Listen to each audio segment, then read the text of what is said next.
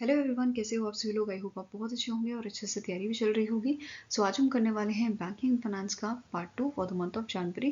And इस lecture की जो पीडीएफ है वो आपको हमारे टेलीग्राम चैनल पर मिल जाएगी, जिसका लिंक डिस्क्रिप्शन बॉक्स में दिया हुआ है। आप इसे ज्वाइन कर सकते हैं एंड सारी पीडीएफ्स यहाँ से डाउनलोड कर सकते हैं, जिसके लेक्चर्स हमारे यूट्यूब चैनल पर अवेलेबल हैं। एंड अगर आपने इसका प्रीवियस पार्ट नहीं देखा है तो आई बटन पर आप क्लिक कर सकते हैं, यहाँ पे आपको उसका लिंक विजिबल हो जाएगा। So let's begin with the session. First आपको क्वेश्चन है, name the bank that has recently launch the earn RuPay credit card in partnership with the RuPay network. तो आंसर आपका हो जाएगा that is option number B. IDFC first bank ने launch किया है first earn RuPay credit card. यहाँ पे आप इनका नाम देख सकते हैं इस क्रेडिट कार्ड का। आईडीएफसी फर्स्ट बैंक ने लॉन्च किया है first earn RuPay credit card in partnership with RuPay network. तो क्वेश्चन इस पे भी बन सकता है, कौन से नेटवर्क के साथ पार्टनरशिप में लॉन्च किया गया है, तो रुपे नेटवर्क के साथ। ठीक है, एलिजिबिलिटी क्या है कि जो पर्सन है वो इंडिया का रेजिडेंट होना चाहिए, इसकी एज अबव 18 होनी चाहिए और इसके पास मिनिमम 5000 की एफडी होनी चाहिए। तो ये आपका एलिजिबिलिटी क्राइटेरिया है और आप क्रेडिट कार्ड के लिए अप्लाई कर सकते हैं। क्लियर है। नेक्स्ट है आईडीएफसी फर्स्ट बैंक की स्टार्टिंग इन्फॉर्मेशन। इसके करंट एमडी एंड सीईओ कौन है, वी वैद्यनाथन। हेडक्वार्टर लोकेटेड है मुंबई महाराष्ट्र में। 2018 में इसकी शुरुआत की गई थी और टैगलाइन क्या है, ऑलवेज यू फर्स्ट। नेक्स्ट आपको क्वेश्चन है, recently in January financial intelligence unit India that is FIUIND has signed an MOU with which organisation to enhance coordination and information exchange to prevent money laundering.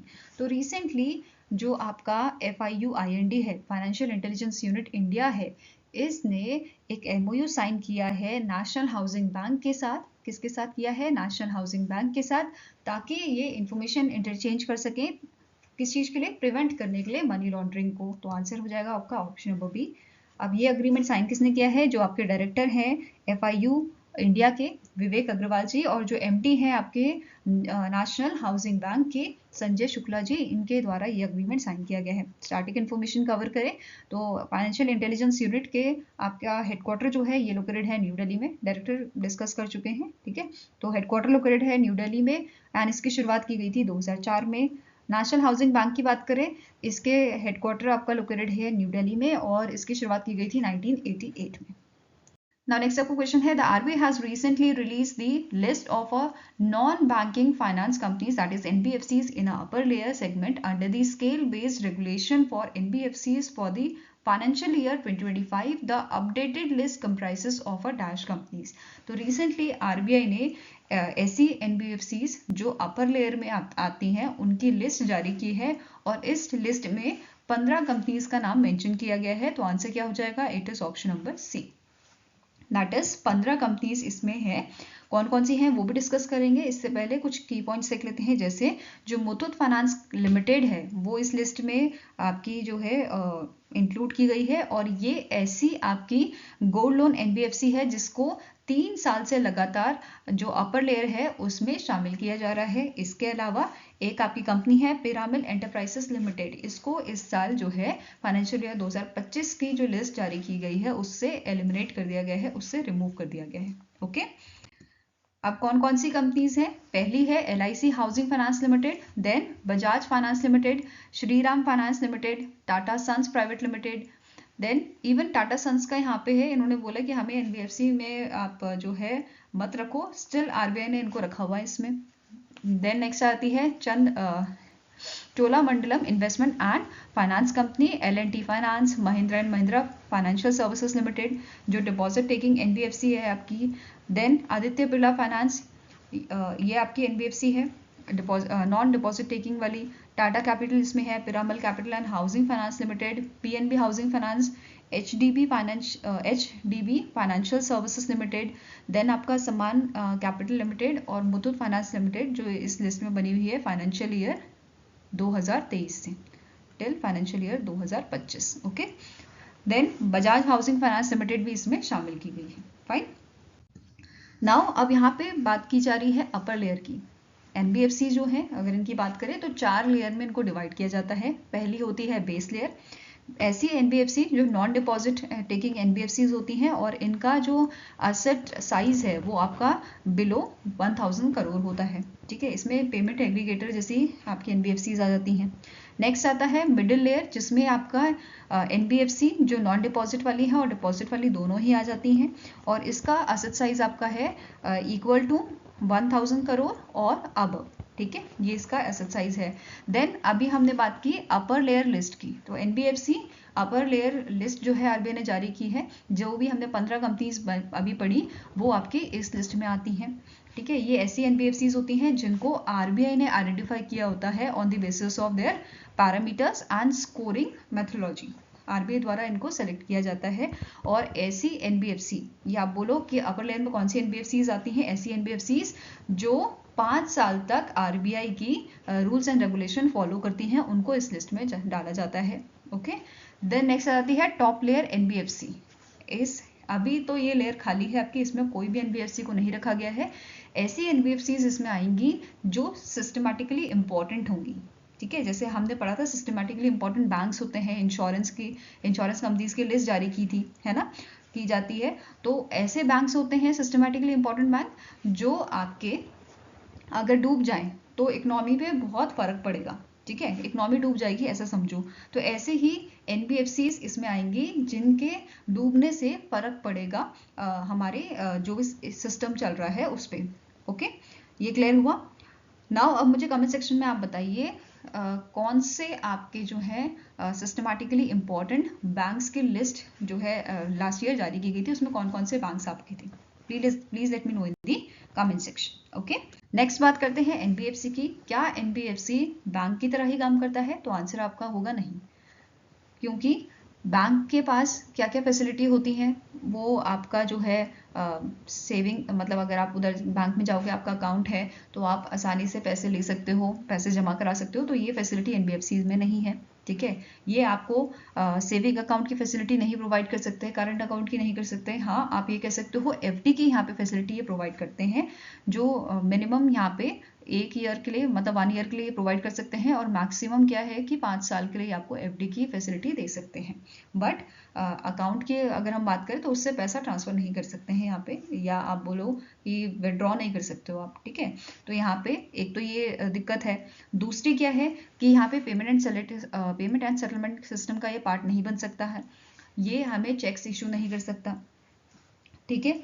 साथ में ही जैसे bank वालों को या banks को जो है जो DICGC है, ये इंश्योरेंस प्रोवाइड करता है, deposit insurance and credit guarantee corporation जो है, ये इंश्योरेंस डिपॉजिट बैंक्स को प्रोवाइड करता है या फैसिलिटी प्रोवाइड करता है। इन केस बैंक डूब जाता है तो ये जो है कस्टमर्स को पैसा देता है, तो ये वाली फैसिलिटी आपकी NBFC में नहीं होती।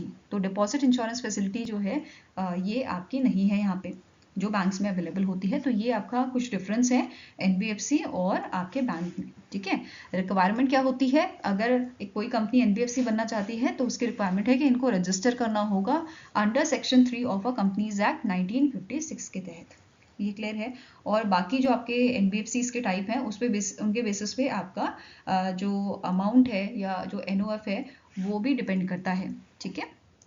नेक्स्ट आपका क्वेश्चन है, as per the global data report title top 25 global banks by market capitalisation in the Q4 of 2024, which among the following Indian banks are included in this list? तो recently global data जो आपकी एक international organisation है, इसके द्वारा एक report release की गई है, top 25 global banks by the market capitalisation in the Q4 of 2024, जिसमें इंडिया के 3 बैंक इस बार शामिल हुए हैं, which is HDFC bank, state bank of India और ICICI बैंक। ये तीनों ही बैंक इस लिस्ट में शामिल हुए हैं। तो आंसर क्या हो जाएगा, और A, B and C are correct. Okay, अगर हम बात करें इनकी कैपिटलाइजेशन की, तो एक तो रैंक की बात करेंगे और कैपिटलाइजेशन कितना था, मार्केट कैपिटलाइजेशन, वो देखते हैं, ठीक है।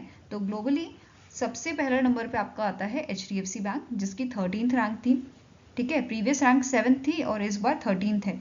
देन मार्केट कैपिटलाइजेशन कितना है आपका HDFC बैंक का, इट इज 158.5 बिलियन $।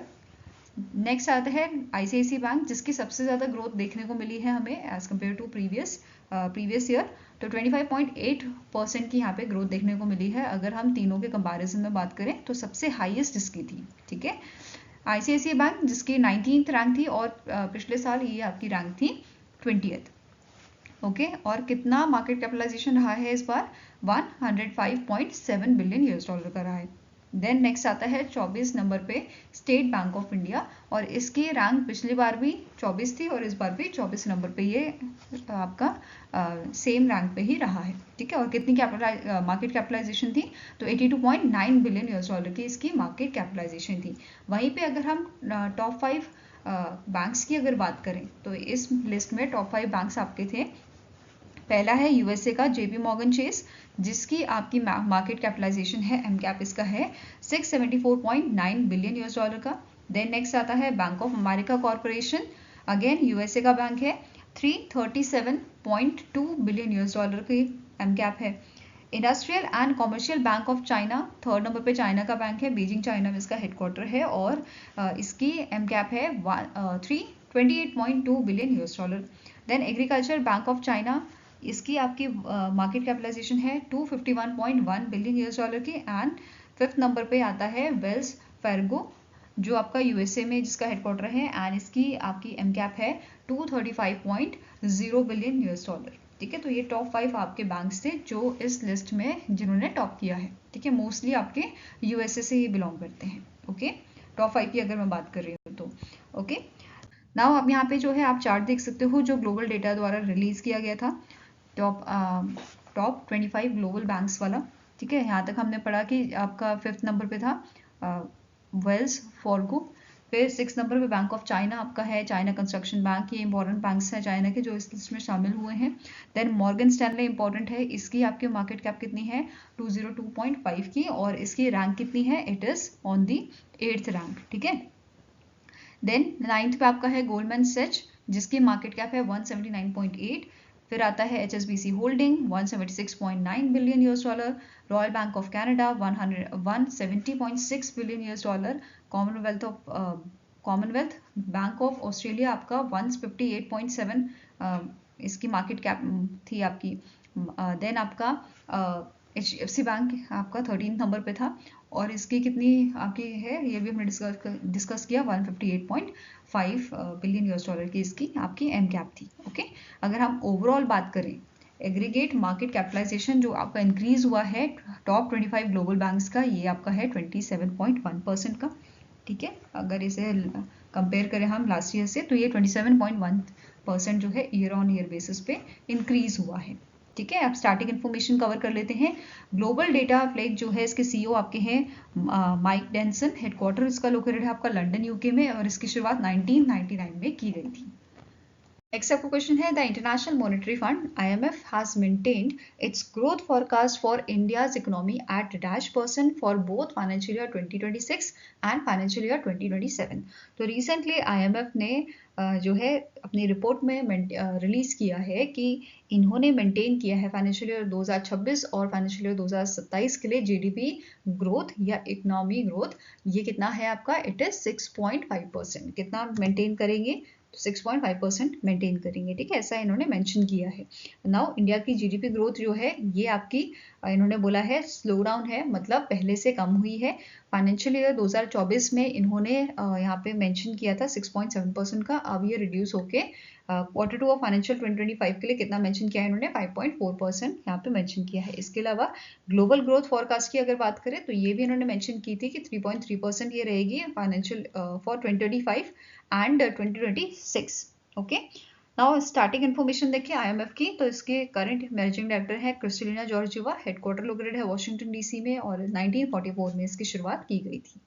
नेक्स्ट आपका क्वेश्चन है, which among the following company has officially rebranded as a true home finance. तो इनमें से कौन सी आपकी कंपनी है जिसको रीब्रांड किया गया है ट्रू होम फाइनेंस के नाम से, तो answer is option number E, that is Shriram housing finance. तो जो श्रीराम फाइनेंस है, इन्होंने बेसिकली जो पूरे इनके स्टेक थे इनकी सब्सिडी में श्रीराम हाउसिंग फाइनेंस लिमिटेड में, वो इन्होंने इन मंथ ऑफ दिसंबर जो है वो पूरे के पूरे सेल कर दिए थे, ठीक है। किसको सेल किए थे, वॉरबर्ग पिंकस जो आपकी ऑर्गेनाइजेशन है इसको, और उसके बाद अब इसको जो है श्रीराम हाउसिंग फाइनेंस जो है इस कंपनी को रीनेम किया गया है ट्रू होम फाइनेंस, ठीक है। श्रीराम हाउसिंग फाइनेंस की बात की गई थी, तो इसके CEO कौन है, रवि सुब्रमण्यन, जिसको रीनेम किया गया है, और हेडक्वार्टर इसका लोकेटेड है आपका चेन्नई तमिलनाडु में, ओके। नेक्स्ट आपका क्वेश्चन है which organisation of India sign an MOU with the Colombo stock exchange to enhance commodities and derivatives trading in Sri Lanka.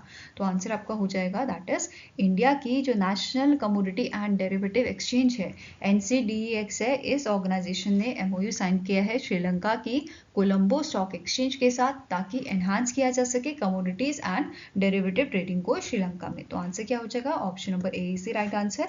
और इस एमओयू का मेन एम क्या है कि यहाँ पे ये नॉलेज ट्रांसफर जो है उसको और एनहांस करें, ठीक है, between your NCDEX and Colombo stock exchange. ठीक है, तो बेसिकली यहाँ पे जो एक्सपर्टीज है, टेक्निकल एक्सपर्टीज दोनों साइड के, ये आपस में जो है नॉलेज शेयर करेंगे and for their product development, trading mechanism and regulatory frameworks के लिए। ओके, नेक्स्ट आपका क्वेश्चन है which company has recently launch India's first BSE Sensex next 30 index fund and exchange traded fund. तो इनमें से कौन सी आपकी असेट मैनेजमेंट कंपनी है जिसने रिसेंटली लॉन्च किया है इंडिया का पहला BSE Sensex next 30 index fund को और ETF को? तो it is launch by the DSP asset manager private limited. किसने लॉन्च किया है? DSP asset managers private limited द्वारा इसको लॉन्च किया गया है। और इनकी दोनों आपके मतलब इंडेक्स फंड और आपका ETF का नाम क्या है? DSP BSE Sensex next 30 index fund और DSP BSE Sensex next 30 ETF। Okay, now static information cover करेंगे। तो DSP asset managers private limited जो है इसके चेयरमैन करंटली है Hemendra M Kothari. Headquarter located है मुंबई महाराष्ट्र में और इसे 1996 में स्टैब्लिश किया गया था। नेक्स्ट आपका क्वेश्चन है recently in Jan which company has receive licence from SEBI to launch small and medium real estate investment trust. Basically SMREIT क्या होता है? ये आपका एक रियल इस्टेट इन्वेस्टमेंट ट्रस्ट है जहाँ पे जो स्मॉल इन्वेस्टर होते हैं वो इन्वेस्ट कर सकते हैं रियल इस्टेट्स की प्रॉपर्टीज़ में, जैसे बिल्डिंग्स हो गए, होटल्स हो गए, हॉस्पिटल्स हो गए, आपके रिटेल मॉल्स हो गए, इनमें। ठीक है, अब रिसेंटली कौन सी इनमें से कंपनी है जिसको लाइसेंस SEBI ने दिया है? It is your Satara capital management private limited. ठीक है, जो एक आपकी commercial real estate investment platform है, इसको लाइसेंस मिला है इनकी small and medium real estate investment trust के लिए which is Satara SMREIT। Clear है? इसके रेगुलेशंस अगर हम देखें तो जो ये SMREIT है ये इन्वेस्ट कर सकते हैं रियल इस्टेट एसेट में जिसकी वैल्यू आपकी होगी 50 करोड़ से 500 करोड़ के बीच में। दूसरा, यहाँ पे मिनिमम आपके जो इन्वेस्टर हैं वो 200 होने चाहिए excluding your investment manager and their associates. Next आपका है कि मिनिमम इन्वेस्टमेंट अमाउंट जो SMREIT की है it is your ₹10 lakh. Okay, साथ में नोट करना है ये आपकी जो है फोर्थ कंपनी बनी है जिसे SEBI ने लाइसेंस दिया है। इससे पहले 3 अदर कंपनीज कौन सी हैं? It is your property share, Rudra Abhishek enterprises limited and एम्बर्स्टो। क्लियर है? Now next आपका क्वेश्चन है name the company that has recently launch India's first railway PSU index fund and ETF your exchange traded fund. तो it was launch by the Groww mutual fund. किसने launch किया है इसे? Grow mutual fund ने। और इन आपके funds के नाम क्या है? Grow Nifty India railways PSU index fund और दूसरा आपका है grow Nifty India railways PSU ETF fund. Clear है? नाउ स्टैटिक इन्फॉर्मेशन कवर करेंगे। तो ग्रो असेट मैनेजमेंट के करंट CEO आपके हैं वरुण गुप्ता। हेडक्वार्टर कहाँ पे है? मुंबई महाराष्ट्र में लोकेटेड है और इसे 2008 में स्टैब्लिश किया गया था। नाउ नेक्स्ट आपका क्वेश्चन है in January 2025 RBI has removed business restriction imposed on which among the following NBFC। तो इन मंथ ऑफ अक्टूबर आपकी 4 NBFC जो हैं उन पे रेस्ट्रिक्शन इम्पोज किया था RBI ने, जिसमें से एक थी आपकी नावी फिनसर्व, दूसरी आपकी थी आरोहन फाइनेंशियल सर्विसेज, तीसरी थी आशीर्वाद माइक्रो फाइनेंस लिमिटेड और चौथी थी DMI फाइनेंस प्राइवेट लिमिटेड। तो इन चारों पे इन मंथ ऑफ अक्टूबर आपका रेस्ट्रिक्शन इम्पोज किया गया था। और इन मंथ ऑफ जनवरी आपकी जो आशीर्वाद माइक्रो फाइनेंस लिमिटेड है and DMI finance private limited जो है इन दोनों पे से अभी रिस्ट्रिक्शन हटा दिया गया है। ठीक है, आंसर यहाँ पे आपका हो जाएगा it is both A and B are correct. इसके अलावा जो नावी फिनसर्व की मैंने बात की, नावी फिनसर्व पे आपका इन मंथ ऑफ दिसंबर जो है ये रिस्ट्रिक्शन हटा दिए गए थे एंड अभी I think in starting of the January आपका आरोहन फाइनेंशियल जो है ना, आरोहन फाइनेंशियल, इनसे भी RBI ने जो है आपका रिस्ट्रिक्शन हटा दिया है। ओके, अब आशीर्वाद माइक्रो फाइनेंस और DMI फाइनेंस प्राइवेट लिमिटेड पे जो है रिस्ट्रिक्शन क्यों लगाए गए थे? क्योंकि एक तो इन्होंने जो है एक्सेसिव इंटरेस्ट रेट जो है वो चार्ज किया था, मतलब अपने कस्टमर से ज़्यादा जो है इंटरेस्ट रेट चार्ज किया उन्होंने एज पर दी आरबीआई गाइडलाइन जो होता है उससे ज़्यादा इन्होंने चार्ज किया। साथ में ही जो आपकी रेगुलेटरी गाइडलाइंस होती हैं आरबीआई की उनको फॉलो नहीं किया गया था। क्लियर है? तो इसी वजह से आरबीआई ने इन पे रिस्ट्रिक्शंस लगाए थे। ओके, नेक्स्ट आपको क्वेश्चन है, in January the Greenstat hydrogen India private limited sign an MOU with H2 carrier जो आपकी नॉर्वे बेस्ड कंपनी है एक्सेलरेट करने के लिए development of a green hydrogen and ammonia projects in India and dash. तो recently जो India की आपकी Greenstat hydrogen India private limited है जो अगेन नॉर्वे की कंपनी की सब्सिडरी है, इन्होंने आपका पार्टनरशिप किया है, एमओयू साइन किया है H2 कैरियर के साथ। इस चीज़ के लिए ताकि जो ग्रीन हाइड्रोजन अमोनिया प्रोजेक्ट्स है वो इंडिया और श्रीलंका में डेवलप किए जा सके, मतलब उनकी डेवलपमेंट और एनहांस की जा सके और बूस्ट की जा सके। ठीक है, answer here is option number C. Now अगर हम इसकी बात करें ग्रीन सैट हाइड्रोजन इंडिया की, तो इसे 2020 में जो है स्टैब्लिश किया गया था। इसका हेडक्वार्टर आपका लोकेटेड है न्यू दिल्ली में। ठीक है, अब यहाँ पे और चीज़ की बात कर लेते हैं। जैसे जो ये अग्रीमेंट है, इस अग्रीमेंट के तहत ये दोनों ऑर्गेनाइजेशन जो हैं ये वर्क करेंगी, दे विल वर्क टुगेदर किस चीज़ के लिए? आइडेंटिफाई करने के लिए, इवैल्यूएट करने के लिए और इम्प्लीमेंट करने के लिए green hydrogen and ammonia projects को। ठीक है, और इनका फोकस यहाँ पे सेंट्रल फोकस रहेगा इस पार्टनरशिप का कि ये यूज़ करें H2 कैरियर का इनोवेटिव P2X फ्लोटर टेक्नोलॉजी जो वर्ल्ड की first floating green ammonia production solution है, इसको ये यहाँ पे यूज़ करें इस पार्टनरशिप के थ्रू, ये इसका एम रहेगा। ठीक है, और मैक्सिमम एडवांटेजेस इससे हम लें। ओके, नेक्स्ट आपका क्वेश्चन है, as per the UNDESA report titled world economic situation and prospect 2025 India's economy will grow by -% in 2025। As per the UNDESA India की जो इकोनॉमी है ये 6.6% ग्रो करेगी 2025 में, ऐसा इन्होंने प्रोजेक्शन दिया है, ऐसा एस्टिमेशन दिया है। वहीं पे 2026 की अगर हम बात करें तो ये 6.7% का दिया गया है। इस रिपोर्ट में बताया गया था ग्लोबल इकोनॉमिक ग्रोथ रेट जो है वो आपका रहेगा 2025 में 2.8% का, देन 2026 में 2.9% का रहेगा। Whereas consumer price inflation जो है इंडिया की, ये आपकी कंपेयर करें 2024 और 25 की, तो 2025 में ये हमें कम देखने को मिलेगी, डिक्रीज यहाँ पे देखने को मिला है, ऐसा प्रोजेक्शन मतलब किया गया है कि डिक्रीज हमें देखने को मिलेगा। ठीक है, 2024 में 4.5% ये आपका रहा था, 2025 में 4.3% ये प्रोजेक्शन आपकी दी गई है। ठीक है, इसके अलावा अगर हम बात करें, इस रिपोर्ट में मेंशन किया गया था साउथ एशिया रीजन का, कि साउथ एशिया रीजन की जो ग्रोथ है वो आपकी 5.7% रहेगी 2025 में, एंड 2026 की बात की करें तो ये आपका 6% रहेगा। नाउ स्टार्टिंग इन्फॉर्मेशन कवर कर लेते हैं यूएनडीसा की, United nation department of economic and social affairs की। तो इसके आपके सेक्रेटरी जनरल हैं, under secretary general for economic and social affairs, ये हैं ली जुनहुआ। हेडक्वार्टर आपका न्यूयॉर्क में लोकेटेड है और इसे 1948 में स्टैब्लिश किया गया था। नेक्स्ट आपका क्वेश्चन है, which among the following public sector bank has launch its first cyber security hackathon 2024-2025 to combat malware threats. तो आपके जो मालवेयर थ्रेट्स हैं उनसे कॉम्बैट करने के लिए, उनसे ओवरकम करने के लिए, उनको हैंडल करने के लिए यहाँ पे एक पब्लिक सेक्टर बैंक है जिसने रिसेंटली पहला साइबर सिक्योरिटी हैकाथन लॉन्च किया है।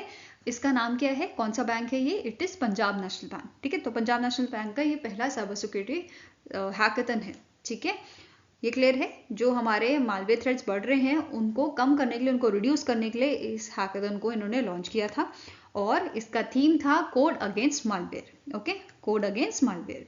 नाउ जो कंपटीशन है इसमें स्टूडेंट्स, रिसर्चर्स, एकेडमिशियन ये सारे पार्टिसिपेट कर सकते हैं या फिर टीम भी इसमें पार्टिसिपेट कर सकती है, ऐसा मेंशन किया गया था। साथ में जो आपका यहाँ पे इस हैकाथन में विनर होगा उसको वर्थ 11 लाख रुपीस का जो है प्राइस दिया जाएगा, ऐसा बोला गया था। एंड इनके पास अपॉर्चुनिटी होगी to implement their solution in a live environments with the PNB. Okay, now starting information cover करेंगे। रिसेंटली पीएनबी के एमडी एंड सीईओ आपके अपॉइंट हुए हैं जिनका नाम है अशोक चंद्र, ये याद रखना है। हेडक्वार्टर कहाँ लोकेटेड है पीएनबी का? न्यू दिल्ली, दिल्ली में। टैगलाइन है the name you can bank upon, and इसे 1894 में स्टैब्लिश किया गया था। क्लियर है? नेक्स्ट आपको क्वेश्चन है, in January 2025 insolvency and bankruptcy board of India has mandated e-B-Cray auction platform for liquidation process, the liquidation process will start from dash. तो recently यहाँ पे जो IBBI बैंक है इन्होंने सहायता ली है e-B-Cray ऑक्शन प्लेटफॉर्म की लिक्विडेशन प्रोसेस के लिए। इसके बारे में समझेंगे, उससे पहले जानते हैं IBBI क्या है, इसका काम क्या होता है। जैसे एक सिनेरियो लेते हैं, एक इंडिविजुअल है या कोई डीलर है, उसने लोन लिया था आपके XYZ बैंक से, ठीक है। अब यहाँ पे इसने जो है अपने आप को बैंकरप्ट घोषित कर दिया कि भाई मेरे पास तो पैसा ही नहीं है लोन भरने के लिए। तो अब इस केस में एंट्री होती है हीरो की IBBI की। IBBI यहाँ पे आता है और कोशिश करता है कि जो यहाँ पे मैटर चल रहा है इसको जल्दी से जल्दी सुलझा पाए। देखो, पर्सन ने तो बोल दिया कि भाई मेरे पास पैसा नहीं है, मैं नहीं दे सकता, बट इसके जो असेट होंगे उसको बेच के जो IBBI है वो रिकवर करेगा अमाउंट, और वो अमाउंट किसको दे देगा, लेंडर को, आपके बैंक को दे देगा, ठीक है। तो ये IBBI का काम होता है और ये कोशिश करता है जल्दी से जल्दी इन केसेस को सुलझा दिया जाए, ठीक है। नाउ अब यहाँ पे क्या हुआ है, इन्होंने e-B-Cray जो है उसके साथ यहाँ पे जो है इन्होंने, आप बोल सकते हो इनकी हेल्प ले रहे हैं, इनके साथ पार्टनरशिप की है कि जो आपके इंडिविजुअल्स हैं, जो बिजनेस हैं, जो डीलर्स हैं, जो आपके बेसिकली बैंकरप्ट हैं या जिन्होंने अपने आप को बैंकरप्ट घोषित कर दिया है, वो अब लोन नहीं पे कर रहे, उनके असेट जो है ये इस प्लेटफॉर्म पे लिस्ट करेंगे ताकि जल्दी से जल्दी ऑक्शन हो सके इनका और जल्दी से जल्दी पैसे जो है रिकवर किए जा सके। ये क्लियर हुआ। नाउ इसे हम क्या बोल रहे हैं, लिक्विडेशन प्रोसेस, ओके। अब लिक्विडेशन प्रोसेस जो है स्टार्ट कब से होगा, मतलब e-B-Cray प्लेटफॉर्म पे सारे असेट जो हैं इसकी लिस्ट अपलोड कर दी जाएगी और इसका ऑक्शन करना आपका स्टार्ट होएगा 1 अप्रैल 2025 से। तो करेक्ट आंसर क्या हो जाएगा, लिक्विडेशन प्रोसेस आपका स्टार्ट होगा 1 अप्रैल 2025 से। और IBBI ने अपने जो आपके इंसॉल्वेंसी प्रोफेशनल हैं, ऐसे पर्सन जो लिस्ट करेंगे अनसोल्ड एसेट्स को कंपनी के या इंडिविजुअल के, उनको ये काम करना होगा कि e-B-Cray प्लेटफॉर्म पे जल्दी से जल्दी, इनको बोला गया है जल्दी से जल्दी ये जो है सारे असेट को लिस्ट कर दे, और इसकी डेडलाइन इन्होंने दी है 31 मार्च 2025। इनिशियली इसकी जो डेडलाइन रखी गई थी वो थी आपकी 30 सितंबर, फिर बढ़ाकर इसे 31 दिसंबर किया गया 2024 और अब फर्दर इसे एक्सटेंड किया गया है 31 मार्च 2025 तक। ये क्लियर है। नाउ इसके अलावा और क्या चीज़ें यहाँ पे बताई गई हैं, जैसे e-B-Cray प्लेटफॉर्म की अगर बात करें तो ये एक प्रॉपर्टी लिस्टिंग एंड ई-ऑक्शन प्लेटफॉर्म है जिसे डिज़ाइन किया गया है बैंक्स एंड लेंडिंग इंस्टीट्यूशन के लिए to address recovery of a NPA, non performing asset को रिकवर करने के लिए, NPA लोन्स को आपका जो है रिकवर करने के लिए इस प्लेटफॉर्म का यूज़ किया जाता है। और e-B-Cray प्लेटफॉर्म जो है इसे चलाता कौन है, PSB अलायंस इसे चलाती है, और e-B-Cray प्लेटफॉर्म का यूसेज करने के लिए IBBI ने टाई अप किया है IBA के साथ। आई होप ये सारी चीज़ें क्लियर होंगी। नाउ स्टार्टिंग इन्फॉर्मेशन कवर कर लेते हैं IBBI की। इसके चेयरपर्सन करंटली हैं रवि मित्तल, हेडक्वार्टर लोकेटेड है आपका न्यू दिल्ली में, और 2016 में इसकी शुरुआत की गई थी। क्लियर है। नेक्स्ट आपको क्वेश्चन है, which bank has launch Chiranjeevi super senior citizen fix deposit scheme. तो इनमें से कौन सा आपका बैंक है जिसने Chiranjeevi super senior citizen fix deposit scheme को लॉन्च किया है। नाम से पता चल रहा है सुपर सीनियर सिटीजन, मतलब एजेड जो पर्सन है उनके लिए स्कीम लाई गई है। और किसने लॉन्च की है, IDBI बैंक ने इसे लॉन्च किया है। इस स्कीम के लिए ऐसे इंडिविजुअल जो हैं वो यहाँ पे आपका इसका फ़ायदा ले सकते हैं जिनकी एज 80 है या 80 से अबव है, ठीक है। Individuals who are at the age of 80 years and above जो है वो इसमें पार्टिसिपेट कर सकते हैं, वो इसका फ़ायदा ले सकते हैं, ठीक है। ये डिफरेंट आपको जो है टर्म में मिल जाएगी। टेन्योर में 300 दिन की है, 375 डेज की है, 444 डेज की है, 555 डेज की, और इसमें अलग अलग इंटरेस्ट रेट यहाँ पे दिए गए हैं। जैसे अगर 375 डेज की हम बात करें तो इसमें आपका पर एनम का जो इंटरेस्ट रेट है ये दिया गया है 7.90% का, 444 डेज का आपका है तो 8% का, देन 555 डेज का है तो ये आपका है 8.05% का, और 700 डेज का है तो 7.85% पर एनम का ये आपका इंटरेस्ट रेट रहेगा। इस टाइप के यहाँ पे चार्जेस उन्होंने रिलीज किए हैं, ठीक है, इंटरेस्ट रेट के। नाउ अब स्टैटिक इन्फॉर्मेशन भी कवर करते हैं IDBI की। इसके करंट MD एंड CEO है राकेश शर्मा। हेडक्वार्टर लोकेटेड है आपका मुंबई महाराष्ट्र में और स्टैब्लिश कब किया गया था? 1964 में से स्टैब्लिश किया गया था। नेक्स्ट आपको क्वेश्चन है, recently in Jan Bharat heavy electronics limited that is BHEL sign an MOU with which organisation to collaborate a new and renewable energy business. तो recently Bharat heavy electronics limited ने MOU साइन किए हैं, इनमें से कौन सी organisation के साथ, ताकि ये जो है कोलैबोरेट कर सके रिन्यूएबल एनर्जी सेक्टर्स में। तो आंसर आपका हो जाएगा it is ONGC limited. BHEL का टाई अप हुआ है, MOU साइन हुआ है ONGC लिमिटेड के साथ। क्लियर है ना? दोनों ही ऑर्गेनाइजेशन की स्टैटिक इन्फॉर्मेशन अगर कवर करें तो BHEL के करंट CMD हैं कोपू सदाशिव मूर्ति, हेडक्वार्टर्स का लोकेटेड है न्यू दिल्ली में और 1964 में BHEL को स्टैब्लिश किया गया था। ओके, नाउ नेक्स्ट बात करेंगे ONGC की। ONGC के करंट चेयरमैन एंड CEO हैं अरुण कुमार सिंह। स्टैब्लिश किया गया था इसे 1956 में और हेडक्वार्टर इसका भी न्यू दिल्ली में आपका लोकेटेड है। नेक्स्ट आपको क्वेश्चन है, the Uttar Pradesh government has sign an MOU with which company to launch the Gemini powered and beacon enabled UP open network for agriculture. तो आंसर आपका हो जाएगा दैट इज गूगल क्लाउड और उत्तर प्रदेश की गवर्नमेंट के बीच में ये अग्रीमेंट साइन हुआ है, जिसे उत्तर प्रदेश की तरफ से जो चीफ सेक्रेटरी हैं UP के मनोज कुमार सिंह और गूगल क्लाउड की तरफ से जो वाइस प्रेसिडेंट आपके हैं गूगल क्लाउड इंडिया के अनिल भंसाली जी, इनके बीच में ये अग्रीमेंट साइन हुआ है। इसका मेन एम क्या है कि फार्मर्स को प्रोवाइड करना कॉम्प्रिहेंसिव एक्सेस एसेंशियल सर्विसेज के लिए, which is your advisory, credit, आपके मार्केट लिंक्स यहाँ पे प्रोवाइड करें। ठीक है, तो ये सारी चीज़ें यहाँ पे फार्मर्स को प्रोवाइड की जाएगी और इससे फ़ायदा क्या होगा कि जो फार्मर हैं उनको सपोर्ट मिलेगा। ठीक है, उनकी प्रोडक्टिविटी और बढ़ेगी क्योंकि अच्छी एडवाइस होगी तो यहाँ पे जो है फार्मर को हेल्प मिलेगी। साथ में ही इसके इस नेटवर्क की तरफ से, इस नेटवर्क की वजह से यहाँ पे फास्ट एक्यूरेट इन्फॉर्मेशन जो है वो मिल सकेगी वेदर पे, मार्केट प्राइसेस में, जो फार्मर की जो इनकम है उसको डबल करने का भी काम करेगी। क्लियर है? तो यूपी के जो फार्मर्स हैं उनको एम्पावर करने के लिए ये चीज़ लाई गई है। क्लियर है?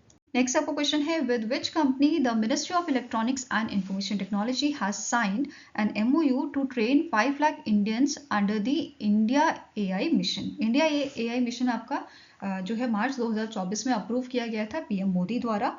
ठीक है, और इसका बजट कितना था? 10,371.92 करोड़ का बजट इसका आपका अप्रूव किया गया था 5 साल के लिए। ठीक है, इम्प्लीमेंट कौन कर रहा है? इंडिया AI जो आपका इंडिपेंडेंट बिजनेस डिवीजन है, ये इसे इम्प्लीमेंट करता है और इसके 7 की पिलर्स हैं। ठीक है, ये बेस है आपका 7 की पिलर्स पे, which is India AI compute capacity, India AI innovation centre, India AI database platform, India AI application development initiative, India AI future skill, India AI startup financing, safe and trusted AI। इस ये 7 आपके की pillar पे based है आपका India AI mission. ठीक है, अब क्वेश्चन पे वापस आते हैं। क्वेश्चन क्या था कि कौन सी कंपनी के साथ ministry of electronics and information technology का अग्रीमेंट साइन हुआ है, MOU साइन हुआ है ट्रेन करने के लिए 5 लाख इंडियंस को। तो answer here is it is done with the Microsoft. ठीक है, किसके साथ साइन हुआ है? माइक्रोसॉफ्ट के साथ। और इस MOU के तहत माइक्रोसॉफ्ट जो है ये स्किल डेवलपमेंट ट्रेनिंग प्रोवाइड करेगा 5 लाख स्टूडेंट्स को, टीचर्स को एंड प्रोफेशनल्स को इन दी AI आर्टिफिशियल इंटेलिजेंस बाय 2026। इसके अलावा इस MOU के तहत माइक्रोसॉफ्ट जो है इसने पार्टनरशिप की है ministry of electronics and information technology के साथ सेटअप करने के लिए AI सेंटर ऑफ एक्सीलेंस, जिसका नाम है AI कैटलिस्ट। ठीक है, इसका काम क्या रहेगा? मेन एम इसका रहेगा प्रमोट करना rural AI innovation and support करना 1 लाख AI इनोवेटर्स को एंड डेवलपर्स को through the hackathons, community building solution and AI market place. Okay, इसके बारे में और डिटेल देखते हैं। माइक्रोसॉफ्ट ने यहाँ पे क्या बोला है? ये स्टैब्लिश करेंगे AI प्रोडक्टिविटी लैब्स इन 20 national skill training institutes centres जो आपके 10 स्टेट्स में लोकेटेड होंगे। ओके, नेक्स्ट आपका पॉइंट क्या बोल रहा है? यहाँ पे एक चीज़ नोट करना है कि माइक्रोसॉफ्ट ने डिफरेंट फील्ड से ऑर्गेनाइजेशन के साथ कोलैबोरेशन किया है ट्रेन करने के लिए इनके एम्प्लॉयज़ को। जैसे Delhi based RailTel corporation of India जो है, इनके एम्प्लॉयज़ को ट्रेन करने के लिए माइक्रोसॉफ्ट ने इनके साथ अग्रीमेंट साइन किया है। ठीक है, for providing training for the next generation digital cloud and AI technologies. Next है माइक्रोसॉफ्ट ने साइन किया है एडटेक कंपनी के साथ अग्रीमेंट 3 साल का which is Upgrad Education Private Limited, to learn in AI training programs. Next आ जाता है महिंद्रा एंड महिंद्रा लिमिटेड के साथ इन्होंने जो है आपका पार्टनरशिप किया है डेवलप करने के लिए वेरियस एआई प्रोजेक्ट्स को। अब बात करते हैं माइक्रोसॉफ्ट ने जो है एक एनबीएफसी के साथ कोलैबोरेशन किया है which is your Bajaj Finserv limited implement करने के लिए AI use cases across the work stream powered by Microsoft advance AI technology. Next आपका है माइक्रोसॉफ्ट ने अपोलो हॉस्पिटल के साथ जो है अग्रीमेंट किया है, पार्टनरशिप की है प्रोवाइड करने के लिए assistant to the Apollo hospitals in India with its data strategy engineering platform और मर्ज करना एआई को to create a new intellectual property that is IP. Okay, इसी के साथ नोट करना है ये सारे जो अग्रीमेंट हमने पढ़े अभी, ये सारे इनिशिएटिव जो हमने पढ़े वो आपके सामने आए हैं आफ्टर जो माइक्रोसॉफ्ट के सीईओ है सत्य नडेला जी, इन्होंने अनाउंसमेंट किया था कि ये 3 बिलियन यूएस डॉलर का इन्वेस्टमेंट इंडिया में करने वाले हैं नेक्स्ट 2 ईयर्स में। उसके बाद ये सारे हमें जो है अग्रीमेंट्स एमओयूज देखने को मिले हैं। ठीक है, इसके अलावा एक और चीज़ यहाँ पे जो इन्होंने मेंशन की थी कि आने वाले टाइम में मतलब 2030 तक इनका एम है, इन्होंने कमिटमेंट किया है कि जो माइक्रोसॉफ्ट है इसका एम है ये ट्रेन करे 10 मिलियन पीपल्स को इंडिया में ऑन आर्टिफिशियल इंटेलिजेंस स्किल। ठीक है, ऐसा इन्होंने यहाँ पे अनाउंसमेंट किया था। नेक्स्ट आपको क्वेश्चन है the Andhra Pradesh state skill development corporation partnered with which company to bridge skill gap in the state. तो इनमें से कौन सी कंपनी है जिसके साथ जो है टाई अप हुआ है, पार्टनरशिप हुई है Andhra Pradesh state skill development corporation की। तो आंसर आपका हो जाएगा इट इज इन्फोसिस। ठीक है, कौन सी कंपनी के साथ हुए हैं? इन्फोसिस के साथ हुई है और इस पार्टनरशिप के थ्रू जो इन्फोसिस है ये डेवलप करेगा आपका एआई पावर डिजिटल प्लेटफॉर्म। अब ये प्लेटफॉर्म जो है इसका काम क्या रहेगा, ये इवेल्युएट करेगा स्किल्स जो आपके ऐसे इंडिविजुअल्स हैं आंध्र प्रदेश के जिनकी एज 15 से 59 ईयर्स की है, उनके स्किल को इवेल्युएट करेगा ये। ठीक है, एंड ये लोग आपके लगभग हैं 3.59 करोड़ इंडिविजुअल्स 15 से 59 ईयर्स की जिनकी एज है। क्लियर है? नेक्स्ट पॉइंट कह रहा है इन्फोसिस का जो स्प्रिंग बोर्ड इनिशिएटिव है ये फ्री ऑनलाइन कोर्सेज ऑफर करेगा, वर्कशॉप्स यहाँ पे कराएगा and learning pathways to support continuous skill development. तो आंध्र प्रदेश में लोगों के स्किल डेवलपमेंट के लिए ये सब चीज़ें इन्फोसिस कराएगा। ठीक है, तीसरा पॉइंट कह रहा है as a part of a skill census जो आपका आंध्र प्रदेश में हो रहा है, इन्फोसिस जो है ये प्रोवाइड करेगा technical support at a no cost linking skill assessment to the job opportunities. Okay, now static information cover करेंगे। तो इन्फोसिस के करंट सीईओ एंड एमडी हैं सलिल परेख, हेडक्वार्टर्स का लोकेटेड आपका बेंगलुरु कर्नाटका में। नेक्स्ट क्वेश्चन है the NPCI international payment limited NIPL जिसका शॉर्ट फॉर्म है, इन्होंने रिसेंटली जो है पार्टनरशिप की है Magnati to provide feature of a QR based UPI merchant payments in which country. तो NPCI इंटरनेशनल पेमेंट जो है इन्होंने इंटरनेशनल पेमेंट लिमिटेड जो है इन्होंने पार्टनरशिप की है, अग्रीमेंट साइन किया है मैग्नाटी के साथ जो आपकी ऑर्गेनाइजेशन है UAE की, इसके साथ अग्रीमेंट साइन किया है ताकि UAE के जो आपके मर्चेंट हैं, जैसे इंडिया में क्या होता है दुकान पे जाते हो जो मर्चेंट हैं वो आपको एक QR कोड पेमेंट के लिए प्रोवाइड करते हैं, आप उससे पेमेंट करते हो। तो यही चीज़ UAE में करने के लिए यहाँ पे जो है पार्टनरशिप की गई है मैग्नाटी के साथ। ठीक है, आंसर आपका यहाँ पे हो जाएगा it is option number E that is UAE। Okay, अब मैग्नाटी जो है ये आपके point of sale terminal setup करेगा UAE में। ठीक है, और इससे क्या होगा ऑनलाइन पेमेंट इजीली हो पाएगी और जो हमारे इंडिया के लोग ट्रैवल करते हैं UAE में, दुबई में, उनको पेमेंट करना आसान हो जाएगा। क्लियर है?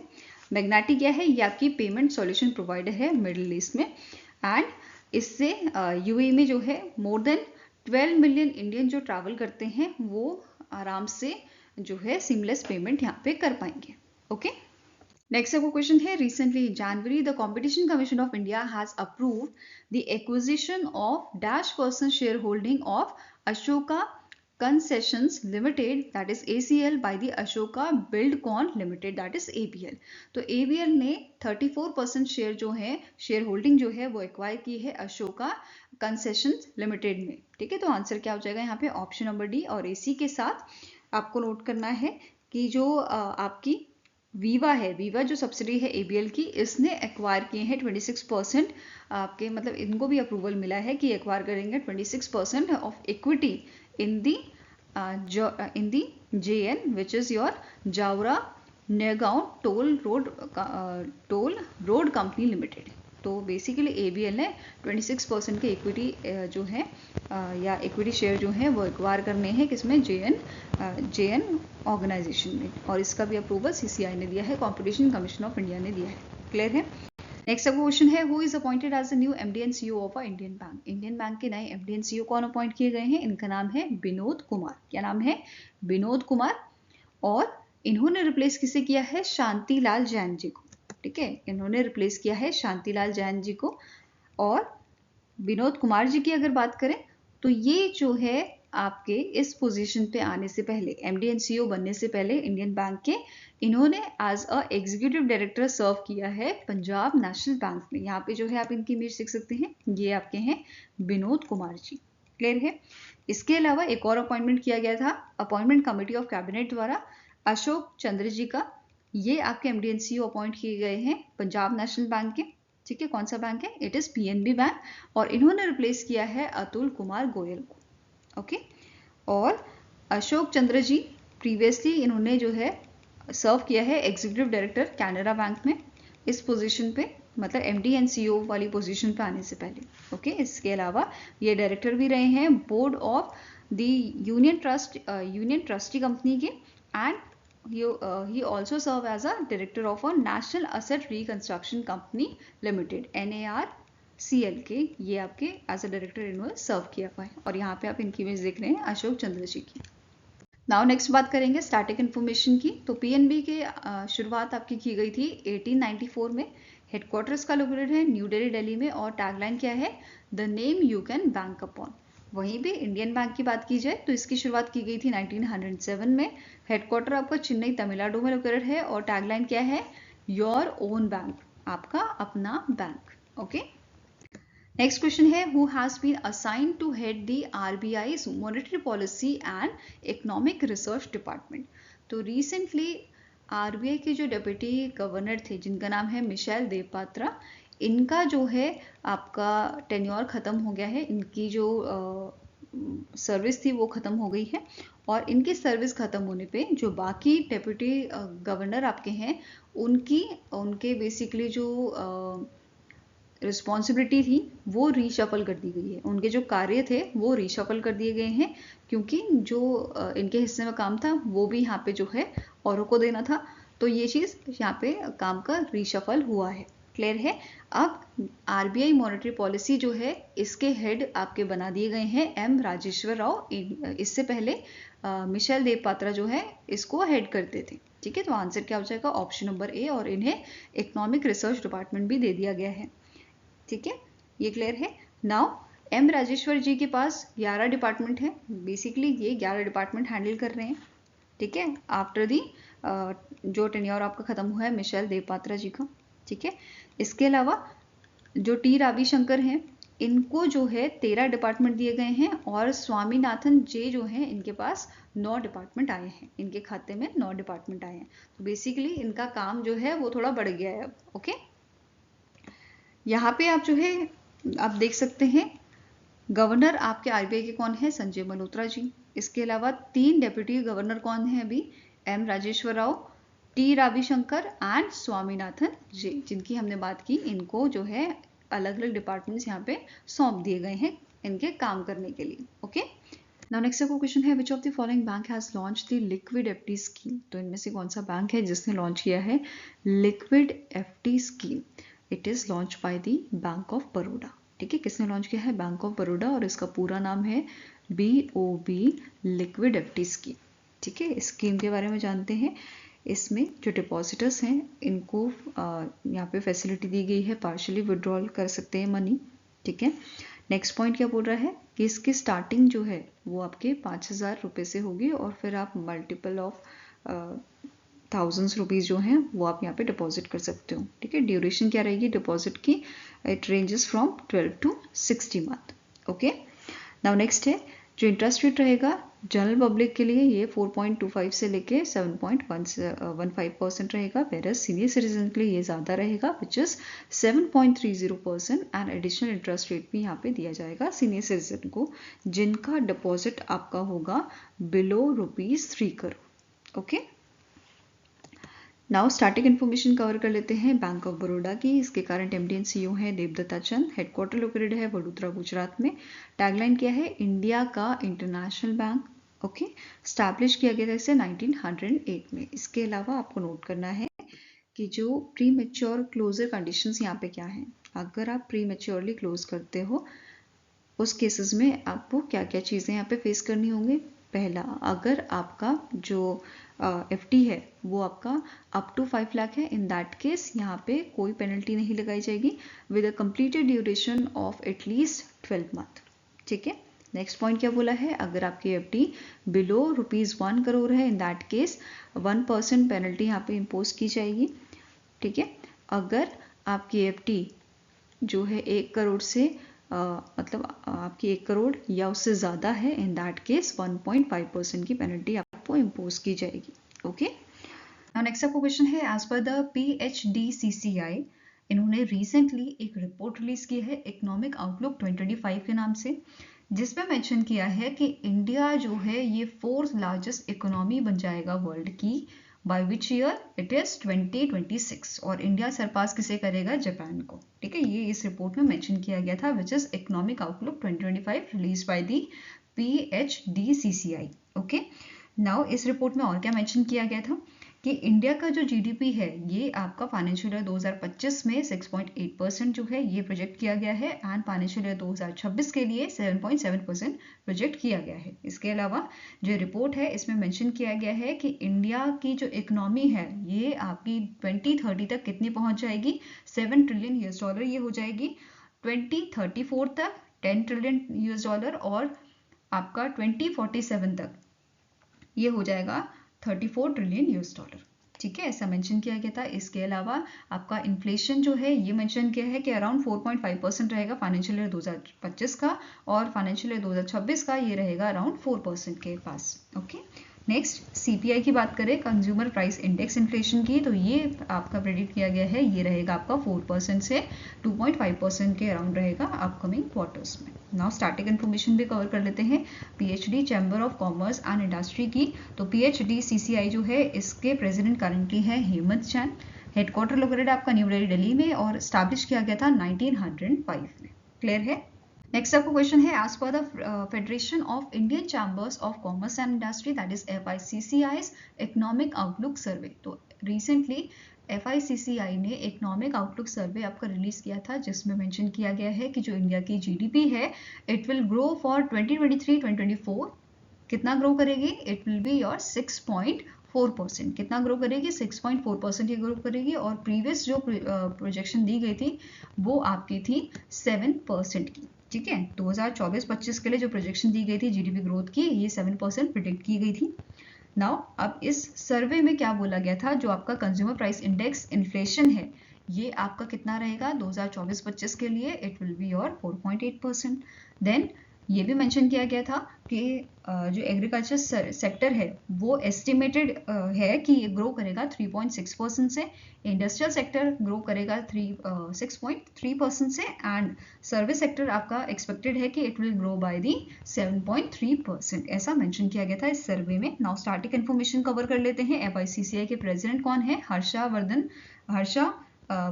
अग्रवाल, हेडक्वार्टर लोकेटेड आपका न्यू दिल्ली में, और इसकी शुरुआत 1927 में की गई थी।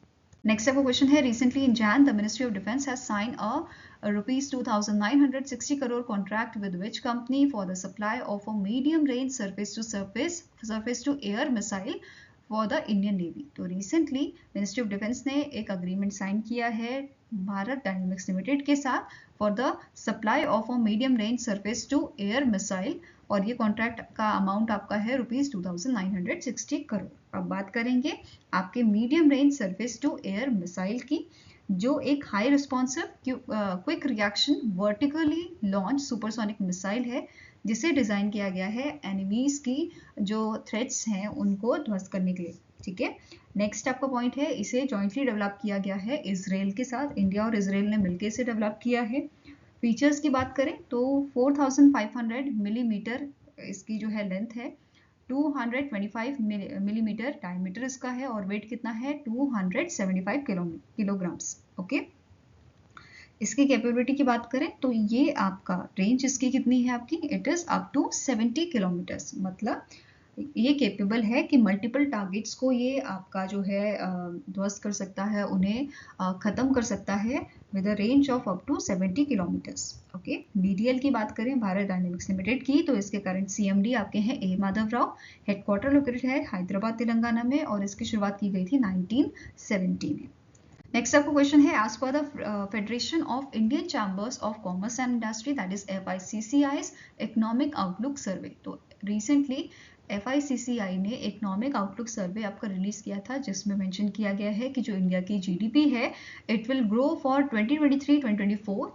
कितना ग्रो करेगी, इट विल बी योर 6.4%। कितना ग्रो करेगी, 6.4% ये ग्रो करेगी, और प्रीवियस जो प्रोजेक्शन दी गई थी वो आपकी थी 7% की। ठीक है, 2024-25 के लिए जो प्रोजेक्शन दी गई थी जीडीपी ग्रोथ की, ये 7% प्रिडिक्ट की गई थी। नाउ अब इस सर्वे में क्या बोला गया था, जो आपका कंज्यूमर प्राइस इंडेक्स इन्फ्लेशन है ये आपका कितना रहेगा 2024-25 के लिए, it will be your 4.8%। Then ये भी मेंशन किया गया था कि जो एग्रीकल्चर सेक्टर है वो एस्टिमेटेड है कि ये ग्रो करेगा 3.6% से, इंडस्ट्रियल सेक्टर ग्रो करेगा 6.3% से, एंड सर्विस सेक्टर आपका एक्सपेक्टेड है कि it will grow by the 7.3%। ऐसा मेंशन किया गया था इस सर्वे में। नाउ स्टार्टिंग इन्फॉर्मेशन कवर कर लेते हैं। FICCI के प्रेसिडेंट कौन है, हर्षा वर्धन अग्रवाल। हेडक्वार्टर लोकेटेड आपका न्यू दिल्ली में, और इसकी शुरुआत 1927 में की गई थी। नेक्स्ट आपका क्वेश्चन है, recently in January the Power Finance Corporation Limited has sign a loan agreement worth $billion with Japan Bank for International Corporation to support renewable energy projects in India। तो रिसेंटली क्या हुआ है, power Finance corporation ने एक loan agreement sign किया है 120 billion Japanese yen का, किसके साथ, Japan Bank for International Corporation, support करने के लिए रिन्यूएबल एनर्जी प्रोजेक्ट्स को इंडिया में। ओके, तो आंसर क्या हो जाएगा, it is option number B. अब इस अग्रीमेंट के तहत JBIC जो है ये आपका 72 बिलियन जापानीज येन यहाँ पे कंट्रीब्यूट करेगा, एंड रेस्ट अमाउंट जो है आपका वो कमर्शियल बैंक्स यहाँ पे प्रोवाइड करेंगे। ठीक है, अगर हम इन टर्म्स ऑफ रुपीस बात करें तो ये आपका लोन कितने का है, 6,600 करोड़ का ये लोन है। ओके, नाउ सिग्नेटरीज की यहाँ पे बात करें, किसने ये अग्रीमेंट साइन किया था, तो पावर फाइनेंस कॉर्पोरेशन के तरफ से जो यहाँ के CMD हैं परमिंदर चोपड़ा, एंड आपके जो सीनियर MD हैं JBIC के, जिनका नाम है ओगावा कजुनोरी, इन दोनों के बीच में ये अग्रीमेंट साइन हुआ था, जिसका टेन्योर आपका है अप टू 20 ईयर्स। ओके, और जो पावर फाइनेंस कॉर्पोरेशन है ये इस अमाउंट को यूज़ करेगी एनर्जी प्रोजेक्ट्स के लिए, जैसे रिन्यूएबल एनर्जी हो गया आपका, next generation energy supply, energy efficient power generation और हीट सप्लाई जैसे प्रोजेक्ट्स के लिए ये इसे यूज़ करेगा। Okay, now starting information cover करते हैं। पावर फाइनेंस कॉर्पोरेशन जो है इसके CMD कौन है, परमिंदर चोपड़ा, अभी हमने पढ़ा। हेडक्वार्टर लोकेटेड है न्यू दिल्ली में, शुरुआत की गई थी 1986 में। JBIC की बात करें तो हेडक्वार्टर्स का आपका टोक्यो जापान में लोकेटेड है, इसकी शुरुआत 1999 में की गई थी, और करंट प्रेसिडेंट CEO है तदाशी मेडा। ओके, नेक्स्ट क्वेश्चन है, The World Bank in its report titled Global Economic Prospect, that is GEP for January 2025, has projected India's GDP will grow at %, for financial year 2026। तो recently World Bank की एक report आई थी Global Economic Prospect for January 2025, जिसमें इन्होंने mention किया है कि financial year 2026 के लिए इंडिया की GDP ग्रोथ एस्टिमेशन जो दिया गया है वो आपका रहेगा 6.7% का। ठीक है, कितना रहेगा, 6.7% का ये रहेगा, और इवन फाइनेंशियल ईयर 2027 के लिए भी सेम ही यहाँ पे मेंशन किया गया है। ओके, फाइनेंशियल ईयर 2026 के लिए इन्होंने यहाँ पे प्रेडिक्शन दी थी 6.5% की। ओके, इवन यहाँ पे जो ग्लोबल ग्रोथ है वो भी मेंशन की गई थी कि ये आपकी स्टेबल रहेगी 2.7% for 2025 and 2026, and similar in दोनों ईयर के लिए जो आपके साउथ एशिया रीजन की ग्रोथ की बात करें तो ये कितना रहेगा, 6.2% मेंशन किया गया था। 25 और 26 दोनों के लिए ही। Okay, now starting information, world bank के प्रेसिडेंट कौन है? अजय बांगा जी।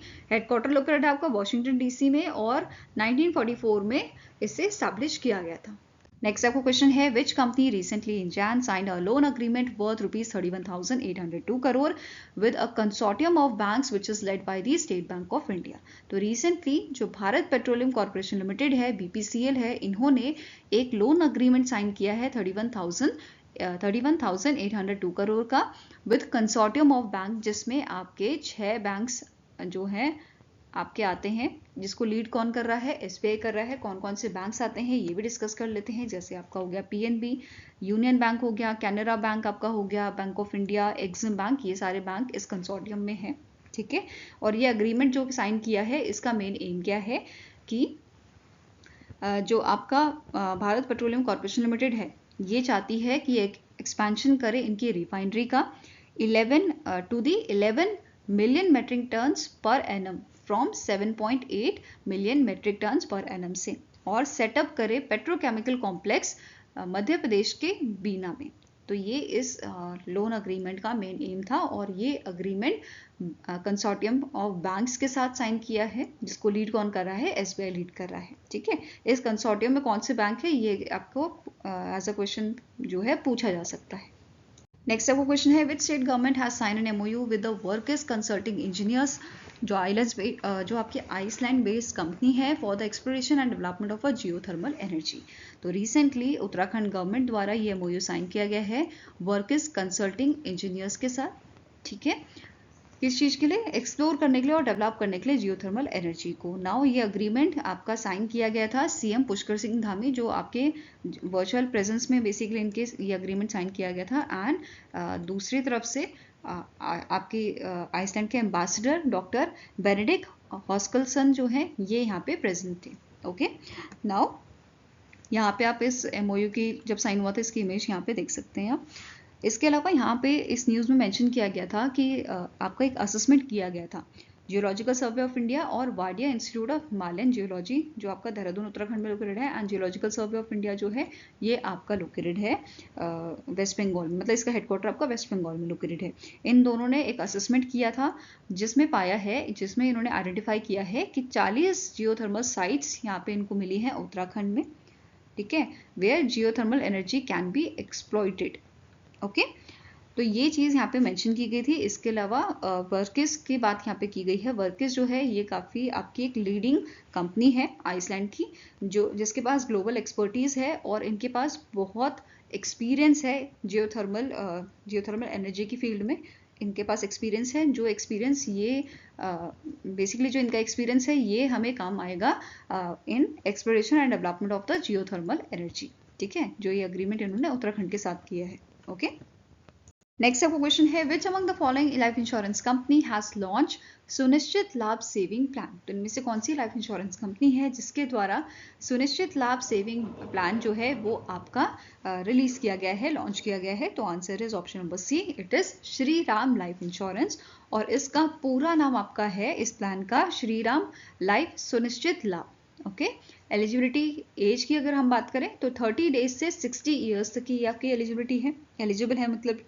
एंड एनुअल प्रीमियम जो है ये आपका स्टार्ट होगा 30,000 से, जिसे आप हाफ ईयरली पे कर सकते हो, क्वार्टरली पे कर सकते हो और मंथली पे कर सकते हो। ठीक है, now this plan offers death benefits up to 160 times the annualised premium, and ये आपको tax free maturity pay out भी प्रोवाइड करता है for a period of 10 to 40 years and up to maximum age of 101 years. Okay, now starting information cover कर लेते हैं Shri Ram life insurance की।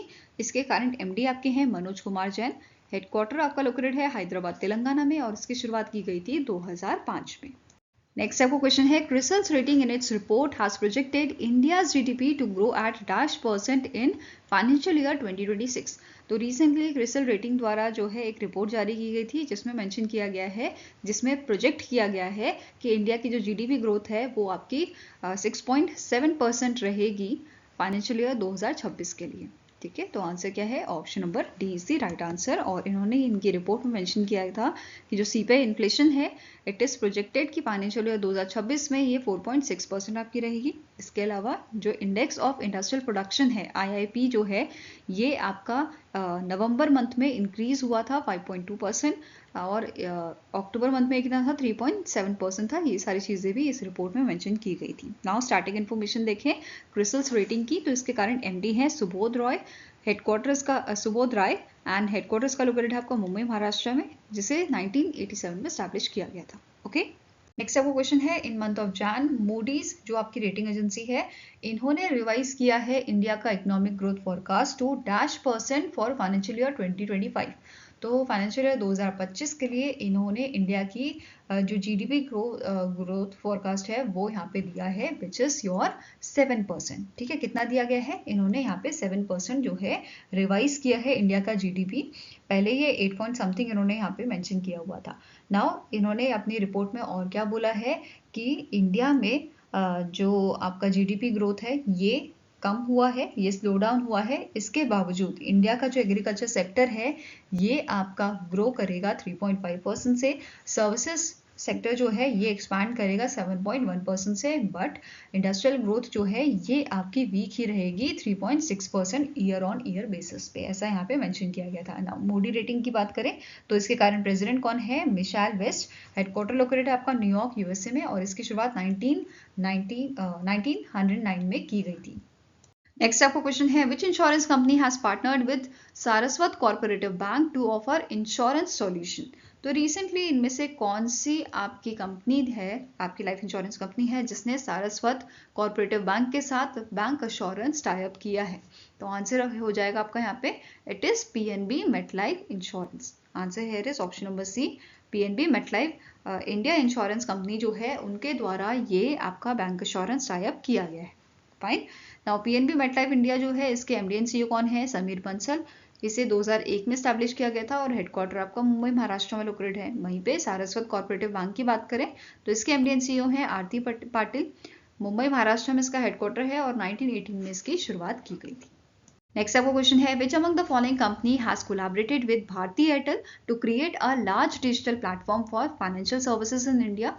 तो आंसर क्या हो जाएगा? It is Bajaj finance Limited. तो recently Bajaj finance Limited and Bharti Airtel के बीच में कोलैबोरेशन हुआ है कि जो बजाज फाइनेंस के प्रोडक्ट्स हैं वो आपके ऑफर किए जाएंगे थ्रू दी एयरटेल ऐप। ठीक है, एयरटेल थैंक्स ऐप जो है उसके थ्रू इनके प्रोडक्ट्स जो हैं वो ऑफर किए जाएंगे कस्टमर्स को। ठीक है, जो प्लेटफॉर्म है it will offer Bajaj finance diversified suite of 27 products lines to Airtel 750 million customers. Okay, अभी यहाँ पे बात की गई है कि 2 बजाज फाइनेंस के जो प्रोडक्ट हैं वो अभी ऑफर किए जा रहे हैं एयरटेल थैंक्स ऐप पे। आने वाले टाइम में मार्च 2025 तक 4 फाइनेंशियल प्रोडक्ट्स जो हैं वो भी यहाँ पे ऑफर किए जा रहे हैं, जिसमें इंक्लूडेड है आपका गोल्ड लोन, बिजनेस लोन, को branded Insta EMI card and personal loan. Clear है? नाउ स्टार्टिंग इन्फॉर्मेशन कवर करते हैं।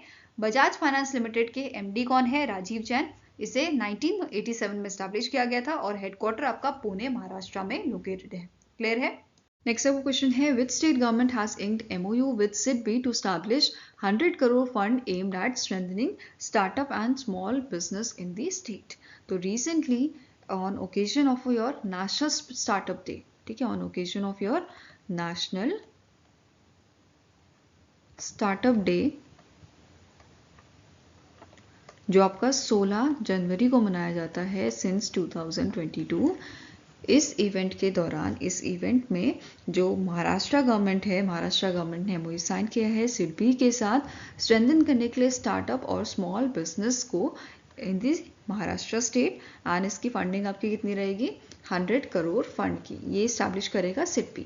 ओके, अब महाराष्ट्र में नेशनल स्टार्टअप डे के दिन नेशनल स्टार्टअप डे प्रोग्राम आपका हुआ था, जिसे महाराष्ट्र स्टेट इनोवेशन सोसाइटी जो है इन्होंने ऑर्गेनाइज किया था under the department of skill employment entrepreneurship and innovation के अंडर जो आती है।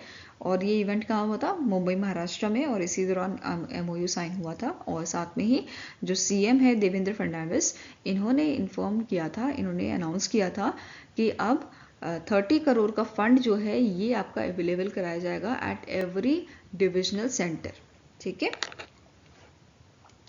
नेक्स्ट आपकी बात करते हैं इंपॉर्टेंट पॉइंट्स की, जैसे स्टार्टअप पॉलिसी फोरम ने डीपीआईआईटी और स्टार्टअप इंडिया के साथ मिलकर लॉन्च किए थे 2 की इनिशिएटिव विच इज स्टार्टअप बैठक एंड दूसरा था स्टार्टअप बातचीत। ये दोनों इवेंट आपके 15 से 16 जनवरी के बीच में हुए थे। कहाँ पे? न्यू दिल्ली में हुए थे। ठीक है, ये आपका हेल्ड हुआ था G20 summit room in Bharat Mandapam, new Delhi. Okay, अब इस इवेंट के दौरान क्या हुआ है, स्टार्टअप बातचीत की अगर बात करें तो जो आपके इम्पॉर्टेंट पॉलिसीज इशू थे उनको यहाँ पे डिस्कस किया गया है, जैसे data privacy, reverse flipping, AI governance, capital market regulation, then fintech regulation, इन सब से रिलेटेड चीज़ें यहाँ पे डिस्कस की गई हैं। और स्टार्टअप बैठक में 12 exclusive close door round tables यहाँ पे हुए थे इन 2 दिनों में। ठीक है, कौन कौन से स्टार्टअप्स यहाँ पे पार्टिसिपेंट्स थे, तो जैसे स्विगी हो गया, जीरोधा, रेजर पे, प्रेड, पाइन लैब्स, ये सारे थे। ओके, साथ में ही यहाँ पे मैंने आपको बताया कि एसपीएफ ने ऑर्गेनाइज किया था स्टार्टअप बातचीत। ठीक है, 2 इनिशिएटिव थे, एक स्टार्टअप बैठक हो गया, दूसरा है स्टार्टअप बातचीत। स्टार्टअप बातचीत आपका एक फॉर्मल नेटवर्किंग इवेंट था। ठीक है, जिसमें आपका founders, investor and policy makers, इनका मेन एम क्या था कि इन सबको एक साथ लाना, फाउंडर को, इन्वेस्टर को और पॉलिसी मेकर को, ताकि ये स्टार्टअप आउटलुक को डिस्कस कर सके फॉर 2025। क्लियर है? Now next आपका क्वेश्चन है, the RBI has formed a 5-member standing external advisory committee to evaluate the application for universal banks and small finance banks. The committee is chaired by dash. तो recently RBI ने एक 5 member की committee बनाई है, SEAC committee या standing external advisory committee, जो evaluate करेगी universal bank applications, universal bank और स्मॉल फाइनेंस बैंक के। ठीक है, तो इस कमेटी के आपके हेड कौन है? 5 मेंबर कमेटी है और इसके हेड आपके हैं MK जैन या महेश कुमार जैन, जो आपके फॉर्मर RBI के डेप्यूटी गवर्नर रह चुके हैं। ठीक है, इनको यहाँ पे चेयर बनाया गया है और ये जो कमेटी है ये सबसे पहले आपकी बनाई गई थी 2021 में, मतलब 2021 में इसे फॉर्म किया गया था और पहली बार इसे 2021 में फॉर्म किया गया था और 3 साल का इसका जो है आपका टेन्योर रहता है। ठीक है, और इसके पहले चेयरपर्सन कौन थे? इनका नाम है श्यामला गोपीनाथ। ठीक है, ये पहले चेयरपर्सन बने थे इस कमेटी के, 2021 में फॉर्म की गई थी 3 साल के लिए। अब इसे दोबारा फॉर्म किया गया है और अभी इसके चेयर कौन है? महेश कुमार जैन। और यहाँ पे एक चीज़ और नोट कर लीजिए, श्यामला गोपीनाथ जो हैं ये भी आपके फॉर्मर RBI के डेप्यूटी गवर्नर थे। ठीक है, नाउ अदर मेंबर कौन से हैं इस कमेटी के? तो पहले आपके आते हैं रेवती अय्यर, जो डायरेक्टर हैं आपके सेंट्रल बोर्ड ऑफ RBI के। देन नेक्स्ट है परवाती V सुंदरम, जो फॉर्मर एग्जीक्यूटिव डायरेक्टर रहे हैं आपके RBI के। Hemant G contractor, farmer MD of SBI and former chairman of PFRDA रहे हैं। ठीक है, NS खन्ना, जो आपके फॉर्मर MD एंड CEO रहे हैं ICICI prudential life insurance company के। ठीक है, ये क्लियर हुआ। अब यहाँ पे एक और चीज़ जो नोट करने वाली है, ये कमेटी का काम क्या है? ये कमेटी आपकी जो है इवैल्यूएट करेगी एप्लीकेशंस को यूनिवर्सल बैंक और स्मॉल फाइनेंस बैंक के। ठीक है, ये चीज़ तो क्लियर है, बट आपको एक चीज़ नोट करना है, ऐसे स्मॉल फाइनेंस बैंक जो आपके बेसिकली जिन्होंने दोबारा से अप्लाई किया है, ठीक है, किसके लिए? यूनिवर्सल बैंक के लिए, उनका जो है एप्लीकेशन रिव्यू नहीं किया जाएगा इस कमेटी द्वारा, क्योंकि जब ये स्मॉल फाइनेंस बैंक का इन्हें लाइसेंस दिया होगा तो इनका एप्लीकेशन रिव्यू किया गया होगा। ठीक है, नाउ एप्लीकेंट्स जो अंडर रिव्यू यहाँ पे रखे गए हैं for universal bank licence, it is Annapurna finance private limited and AU small finance bank limited. दूसरा आपका स्मॉल फाइनेंस बैंक लाइसेंस के लिए Fino payment bank and VFS capital limited, ये आपके ऐसे आपके जो है कंपनी है, ऐसे इंस्टीट्यूशन है जिनको जो है अंडर रिव्यू रखा गया है। तो इस पे बेस्ड क्वेश्चन बन सकता है कि यूनिवर्सल बैंक लाइसेंस के लिए कौन से अंडर रिव्यू रखे गए हैं और स्मॉल फाइनेंस बैंक के लिए कौन से बैंक्स आपके जो हैं अंडर रिव्यू रखे गए हैं। तो ये चीज़ नोट कर लीजिएगा। ठीक है, नाउ अब क्राइटेरिया देख लेते हैं कि क्या क्या क्राइटेरिया है स्मॉल फाइनेंस बैंक और स्मॉल फाइनेंस बैंक से कन्वर्ट होने के लिए यूनिवर्सल बैंक में। पहले बात करेंगे स्मॉल फाइनेंस बैंक की, तो कोई भी NBFC local area bank and micro finance institution which is owned by residents, ये एलिजिबल है आपके स्मॉल फाइनेंस बैंक लाइसेंस के लिए, ये अप्लाई कर सकते हैं। दूसरा है कि जो पेड अप कैपिटल है आपकी वो मिनिमम 200 करोड़ होनी चाहिए। तीसरा पॉइंट क्या है कि इनका आपका एटलीस्ट 10 ईयर्स का सक्सेसफुल आपका जो है ट्रैक रिकॉर्ड होना चाहिए, मतलब ट्रैक रिकॉर्ड साफ होना चाहिए, अच्छा होना चाहिए, ठीक है। नेक्स्ट है यहाँ पे क्या बोला है, जो प्रमोटर है they must have at least 10 years of experience, banking sector में इनका 10 साल का एक्सपीरियंस होना चाहिए, ठीक है। अब बात करेंगे eligibility criteria for conversion of small finance banks into universal bank. पहला क्या है कि जो आपकी मिनिमम नेटवर्थ होनी चाहिए स्मॉल फाइनेंस बैंक की वो आपके 1000 करोड़ होनी चाहिए as per the audited figure at the end of the previous quarter. Next है जो आपका स्मॉल फाइनेंस बैंक है they must have a schedule status and satisfactory performance last 5 years में। अभी हमने यहाँ पे पढ़ा था कि इनका जो है अच्छा काम आपका रहना चाहिए लास्ट 10 ईयर्स में, और इसमें मांगा है 5 साल का, ठीक है। नेक्स्ट पॉइंट है कि जो आपका स्मॉल फाइनेंस बैंक है ये इसका जो आपका capital to risk weighted asset ratio requirement है ये आपके कितनी होनी चाहिए, 15% for a small finance bank, ठीक है। नेक्स्ट है ग्रॉस नॉन परफॉर्मिंग असेट जो है ये आपका लेस देन और इक्वल टू होना चाहिए 3%, और जो नेट एनपीए है ये आपका होना चाहिए लेस देन और इक्वल टू योर 1%, ठीक है, for the past 2 financial years, ये याद रखना है, ओके। नेक्स्ट पॉइंट आपका क्या बोल रहा है, जो बैंक है आपका, जो स्मॉल फाइनेंस बैंक है जिसको लाइसेंस चाहिए आपका यूनिवर्सल बैंक का, that bank shares should be listed on a recognised stock exchange. जो रिकॉग्नाइज्ड स्टॉक एक्सचेंज है उसमें यहाँ पे इनके जो शेयर्स हैं वो लिस्टेड होने चाहिए, क्लियर है। नेक्स्ट आपका क्वेश्चन है the MobiKwik has recently in Jan partnered with which finance company to provide personal loans to its customer. तो रिसेंटली मोबीक्विक ने पार्टनरशिप की है आपकी Piramal capital and housing finance के साथ, ठीक है। आंसर क्या हो जाएगा, it is option number A. और इस पार्टनरशिप के थ्रू जो कस्टमर है मोबीक्विक के ये अप्लाई कर सकते हैं लोन्स के लिए जिसकी रेंज आपकी 50,000 से 2 lakh rupees through it's product जिसका नाम है जिप EMI, ठीक है। एलिजिबिलिटी क्या है, अगर आपको लोन चाहिए तो 23 से 55 की आपकी एज होनी चाहिए। टेन्योर आपका रहेगा 6 महीने से 24 महीने, मतलब 6 महीने से 2 साल तक का आप इसमें लोन ले सकते हैं। नाउ स्टार्टिंग इन्फॉर्मेशन कवर कर लेते हैं। मोबीक्विक के CEO करंटली हैं बिपिन प्रीत सिंह। स्टैब्लिश इसे किया गया था 2009 में और हेडक्वार्टर कहाँ लोकेटेड है, गुरुग्राम हरियाणा में। नाउ नेक्स्ट बात करेंगे पिरामल की, तो इसके MD हैं आपके जयराम श्रीधरन। स्टैब्लिश इसे किया गया था 1984 में और हेडक्वार्टर कहाँ लोकेटेड है, मुंबई महाराष्ट्र में। नेक्स्ट आपका क्वेश्चन है in January 2025 CM of Gujarat Bhupendra Patel has inaugurated GIFT international fintech institute and GIFT international fintech innovation hub at the Gujarat international finance tech city, या जिसे गिफ्ट सिटी बोलते हैं, which is located in the Gandhinagar Gujarat. Both the institutions are supported by which among the following organisation. ये दोनों institution जो inaugurate किए हैं आपके भूपेंद्र पटेल जी ने, इनको सपोर्ट कौन सी ऑर्गेनाइजेशन कर रही है, तो it is your Asian development bank ADB, okay. Answer here is option number A। Now अब इंस्टीट्यूशन की बात करते हैं। जो GIFT इंटरनेशनल फिनटेक इंस्टीट्यूट है इसे आपका सेटअप किया गया है उन collaboration with the Ahmedabad university, IIT Gandhinagar and university of California, ठीक है। इन तीनों ने मिलकर इसे इनके कोलैबोरेशन से इसे जो है सेटअप किया गया है एंड ये ऑफर करेगा प्रोग्राम्स जैसे fintech foundations, technology for fintech, artificial intelligence and machine learning in a fintech. तो इस टाइप के ये प्रोग्राम्स हमें ऑफर करेगा, ठीक है। दूसरा आपका इंस्टीट्यूशन है GIFT IFIH which is your GIFT international fintech innovation hub जो है ये आपका हमें प्रोवाइड करेगा सपोर्ट फिनटेक स्टार्टअप्स को, ठीक है। इसका काम क्या है, ये सपोर्ट करेगा फिनटेक स्टार्टअप्स को इनके इंक्यूबेटर एंड एक्सीलरेटर प्रोग्राम के थ्रू, जिसमें mentorship, resources, access to network ये सब आपके अवेलेबल हैं, ठीक है।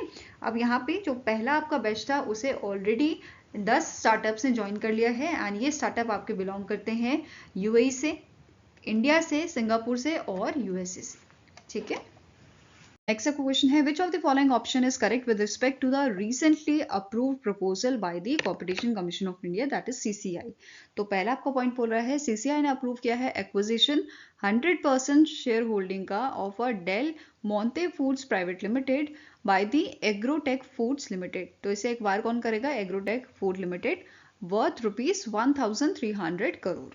नेक्स्ट है सीसीआई ने अप्रूव किया है एक्विजिशन 100% शेयर होल्डिंग का एआई लेनार्को मिडको लिमिटेड जो साइप्रस बेस्ड आपकी कंपनी है by the Majesty second PTA limited जो सिंगापुर की आपकी कंपनी है। नेक्स्ट पॉइंट है सीसीआई ने अप्रूव किया है मर्जर 9 फार्मा एंटिटीज का with India based Sequent Scientific limited के साथ। ठीक है, नेक्स्ट है आपका बोथ ए एंड बी और all A B and C are correct.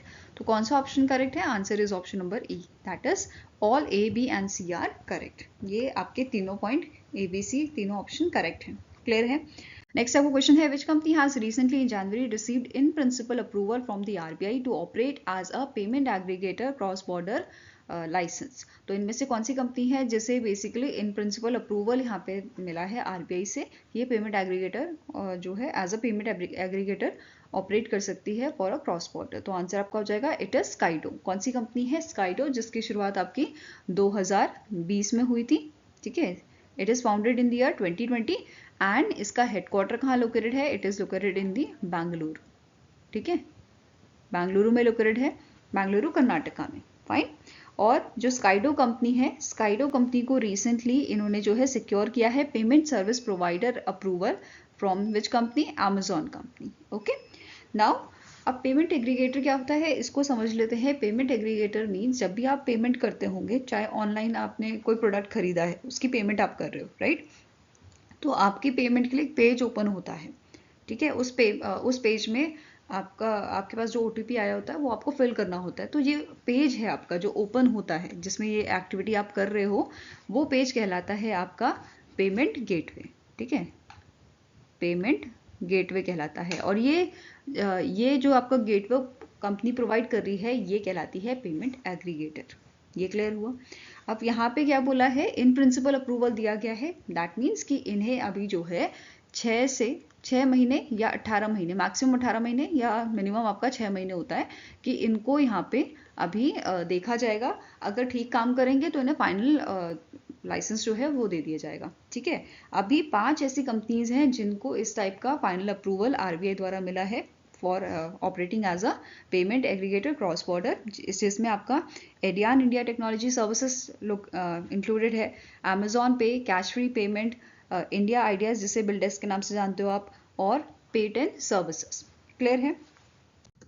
Next question है name the personality who is appointed as MD and CEO of a Zurich Kotak general insurance. तो इनमें से कौन से पर्सन है जिन्हें रिसेंटली एमडी एंड सीईओ आपका अपॉइंट किया गया है ज़ूरिश कोटेक जनरल इंश्योरेंस का। तो answer here is Alok Kumar Agarwal. क्या नाम है इनका, आलोक कुमार अग्रवाल। यहाँ पे आप इनकी इमेज देख सकते हैं और इन्होंने सुरेश अग्रवाल को सक्सीड किया है। ज़ूरिश कोटेक जनरल इंश्योरेंस की बात करें तो इसे इन मंथ ऑफ सितंबर जो है रीनेम किया गया था। इससे पहले इसका नाम था कोटेक महिंद्रा जनरल इंश्योरेंस। ठीक है, नाउ अब इसका रीनेम क्यों हुआ था, क्योंकि जो आपकी ये कंपनी है इसमें 70% जो आपके शेयर हैं या स्टेक्स जो हैं वो आपके लिए थे ज़ूरिश इंश्योरेंस ग्रुप ने। ठीक है, दैट मीन्स पहले कम थे, बाद में इन्होंने अपने स्टेक इसमें बढ़ा लिए, 70 कर लिए, जिसकी वजह से इसको रीनेम भी किया गया था ज़ूरिश कोटेक जनरल इंश्योरेंस। ठीक है, और कोटेक महिंद्रा बैंक के कितने हैं, 30% के यहाँ पे इनके स्टेक्स हैं। तो 70-30 का इसमें रेशियो है, इनका जॉइंट वेंचर है। ओके, नाउ इसकी स्टार्टिंग इन्फॉर्मेशन देखिए तो हेडक्वार्टर आपका ज़ूरिश कोटेक जनरल इंश्योरेंस का लोकेटेड है मुंबई महाराष्ट्र में। करंट चेयरमैन आपके हैं श्रीनिवास इंजेटी और इसकी शुरुआत 2015 में की गई थी। नेक्स्ट आपका क्वेश्चन है as per the 19th global 500 2025 report which is published by the Brand Finance, ये जिसे आप ब्रांड फाइनेंस ग्लोबल 500 रिपोर्ट भी कहते हो। इस रिपोर्ट के अकॉर्डिंग वर्ल्ड की मोस्ट वैल्यूएबल ब्रांड कौन सी बनी है, कौन सी कंपनी जो है ये मोस्ट वैल्यूएबल ब्रांड आपका रहा है फॉर 2025, इट इज एप्पल। ठीक है, आंसर आपका यहाँ पे हो जाएगा option number A Apple. Second number पे आपका था माइक्रोसॉफ्ट, थर्ड पे था गूगल, फोर्थ पे Amazon, then Walmart, Samsung, China का टिकटॉक, फेसबुक जिसे हम मेटा के नाम से जानते हैं, निवेडिया और state grid corporation of China. तो तो ये आपके टॉप 10 ऐसे ब्रांड थे, ऐसी कंपनी थी जो जिन्होंने इस ग्लोबल 500 ब्रांड की जो लिस्ट है उसमें टॉप किया है, ठीक है। और अगर वैल्यू की अगर हम बात करें यहाँ पे, तो कंपनी की वैल्यूएशन आपकी है 574.5 बिलियन एप्पल की है, और इसने 11% का यहाँ पे जो है प्रॉफिट या बोल सकते हो ग्रोथ इस बार दिखाया है, ठीक है। सेकेंड नंबर पे था माइक्रोसॉफ्ट 461.1 बिलियन से, थर्ड पे 413.0 बिलियन गूगल का, देन अमेजॉन का 356.4 बिलियन यूएस डॉलर और 15% का ग्रोथ, एंड वॉलमार्ट की बात करें 137.2 बिलियन यूएस डॉलर का यहाँ पे आपका ब्रांड वैल्यू था। क्लियर है। अगर इंडियन कंपनीज की हम बात करें तो इंडिया की इस टॉप 500 इस ग्लोबल 500 लिस्ट में 15 कंपनी इंडिया की शामिल थी, 15 ब्रांड इंडिया के शामिल थे। पहले नंबर पे अगर हम बात करें इंडिया की लिस्ट में, पहले नंबर पे था टाटा जिसकी वैल्यू थी 31.6 बिलियन यूएस डॉलर की, और ग्लोबली रैंक इसका था 60th रैंक, ठीक है। राइट साइड में जो भी रेड कलर के आपको नंबर्स दिख रहे हैं ये आपकी ग्लोबल रैंकिंग है, ठीक है। It is a global ranking जो ग्लोबली इस ब्रांड का नंबर था, और लेफ्ट साइड में आपको 1 2 3 4 ये इंडिया के अकॉर्डिंग दिख रहे हैं कि इंडिया का नंबर 1 ब्रांड कौन सा था इस लिस्ट में, ठीक है। ऐसे ही सेकेंड नंबर पे था आपका इन्फोसिस, थर्ड पे HDFC बैंक, फोर्थ पे था आपका LIC, फिफ्थ पे था आपका रिलायंस ग्रुप, ठीक है। Then SBI, HCL, Airtel, Larsen and Turbo, Mahindra, Wipro, Jio, ICICI bank, Bajaj group, और आपका फिर था 15 नंबर पे इंडियन ऑयल, ठीक है। तो ये 15 ब्रांड इस लिस्ट में शामिल है आपके 2025 की लिस्ट में। क्लियर है। नाउ कुछ अदर पॉइंट्स की बात कर लेते हैं, जैसे इस बार इस जो ये लिस्ट थी इसमें सबसे ज़्यादा ग्रोथ जो देखने को मिला है 79% का देखने को मिला है टिकटॉक का, ठीक है, जो आपकी चाइना की कंपनी है। 2020 के कंपैरिजन में इसने 79% का ग्रोथ हमें यहाँ पे दिखाया है, ठीक है। नेक्स्ट पॉइंट है, अगर फास्टेस्ट ग्रोथ ब्रांड की बात करें तो फास्टेस्ट ग्रोइंग ब्रांड आपका रहा था Walmart among the top 5 valuable companies of 2025। इसके अलावा बात करेंगे कि कौन सी कंट्री के सबसे ज़्यादा ब्रांड्स इस लिस्ट में शामिल थे, तो टॉप 3 कंट्रीज आपकी हैं USA, ठीक है, चाइना, जर्मनी। USA के 193 ब्रांड्स थे, चाइना के 69 ब्रांड, जर्मनी के 27 ब्रांड, और अगर बात करें इंडिया की तो इंडिया 8 नंबर पे था, और जिसके सबसे ज़्यादा ब्रांड्स थे यहाँ पे, और इंडिया के टोटल 15 ब्रांड्स इस लिस्ट में शामिल थे जो अभी हमने पढ़े थे, ओके। नेक्स्ट पॉइंट है टॉप IT सर्विसेज ब्रांड जो है, इसमें कौन सी कंट्री के सबसे ज़्यादा आपके ब्रांड थे, तो आपका पहला नंबर है USA की सबसे ज़्यादा IT कंपनी इस लिस्ट में शामिल थी, फॉलोड बाय इंडिया जो है सेकेंड नंबर पे था, ठीक है। Now top 3 global IT brands कौन से थे आपके, एसेंचर आयरलैंड की कंपनी आपकी, TCS इंडिया की कंपनी है, एंड देन थर्ड नंबर पे आपका इन्फोसिस था, ठीक है। नेक्स्ट क्वेश्चन है, which company has partnered with Ceylon electricity board of Sri Lanka to develop a 50 megawatt solar project in a Sampur Trincomalee Sri Lanka. तो इनमें से कौन सी इंडिया की कंपनी है जिसने पार्टनरशिप किया है Ceylon electricity board of Sri Lanka के साथ डेवलप करने के लिए 50 मेगावाट का आपका सोलर प्रोजेक्ट संपूर जगह में, जो आपका श्रीलंका में ट्रैंकोमाली श्रीलंका में लोकेटेड है, और जो ये आपका प्रोजेक्ट है 50 मेगावाट का, इसको एक्सटेंड किया जा सकता है 120 मेगावाट तक, ठीक है। तो कौन सी कंपनी का ये आपका पार्टनरशिप हुआ है, तो NTPC लिमिटेड ने यहाँ पे पार्टनरशिप की है। आंसर आपका यहाँ पे हो जाएगा ऑप्शन नंबर C। और NTPC और सिलोन इलेक्ट्रिसिटी बोर्ड जो आपका है, इन दोनों का एक जॉइंट वेंचर आपका स्टैब्लिश किया गया है ट्रैंकोमाले पावर कंपनी लिमिटेड के नाम से, और ये जो ऑर्गेनाइजेशन है ये स्टैब्लिश करेगी इस सोलर फैसिलिटी को संपूर ट्रैंकोमाली में। क्लियर है। और यहाँ पे डिस्कशन करने के बाद स्टेक होल्डर्स के साथ आपका जो टैरिफ है वो यहाँ पे फिक्स किया गया है इस प्रोजेक्ट के लिए 5.97 US सेंट पर यूनिट का। क्लियर है। नाउ स्टार्टिंग इन्फॉर्मेशन भी देख लेते हैं NTPC की। NTPC के करंट CMD आपके हैं गुरदीप सिंह, हेडक्वार्टर लोकेटेड है इसका न्यू दिल्ली में। 1975 में इसको स्टैब्लिश किया गया था। नेक्स्ट आपका क्वेश्चन है, which among the following companies announce its joint venture to enter into the broking business. तो इनमें से कौन सी कंपनी का जॉइंट वेंचर है जिसने एंटर किया है ब्रोकिंग बिजनेस में, तो पहली आपकी कंपनी है BlackRock investment advisory private limited और दूसरी है Jio financial services limited. Answer is both A and B are correct. तो इन दोनों कंपनी का जॉइंट वेंचर है जिसका नाम है Jio BlackRock broking private limited, जो आपका एंटर हुआ है ब्रोकिंग बिजनेस में। इसका मेन एम क्या था, इसको बनाने का जॉइंट वेंचर का मेन एम था कि ये इन्वेस्टमेंट एडवाइजरी जो होती है, एडवाइसेस जो होती हैं वो प्रोवाइड करें, ठीक है, एडवाइजिंग सर्विसेज ये प्रोवाइड करें। फाइन।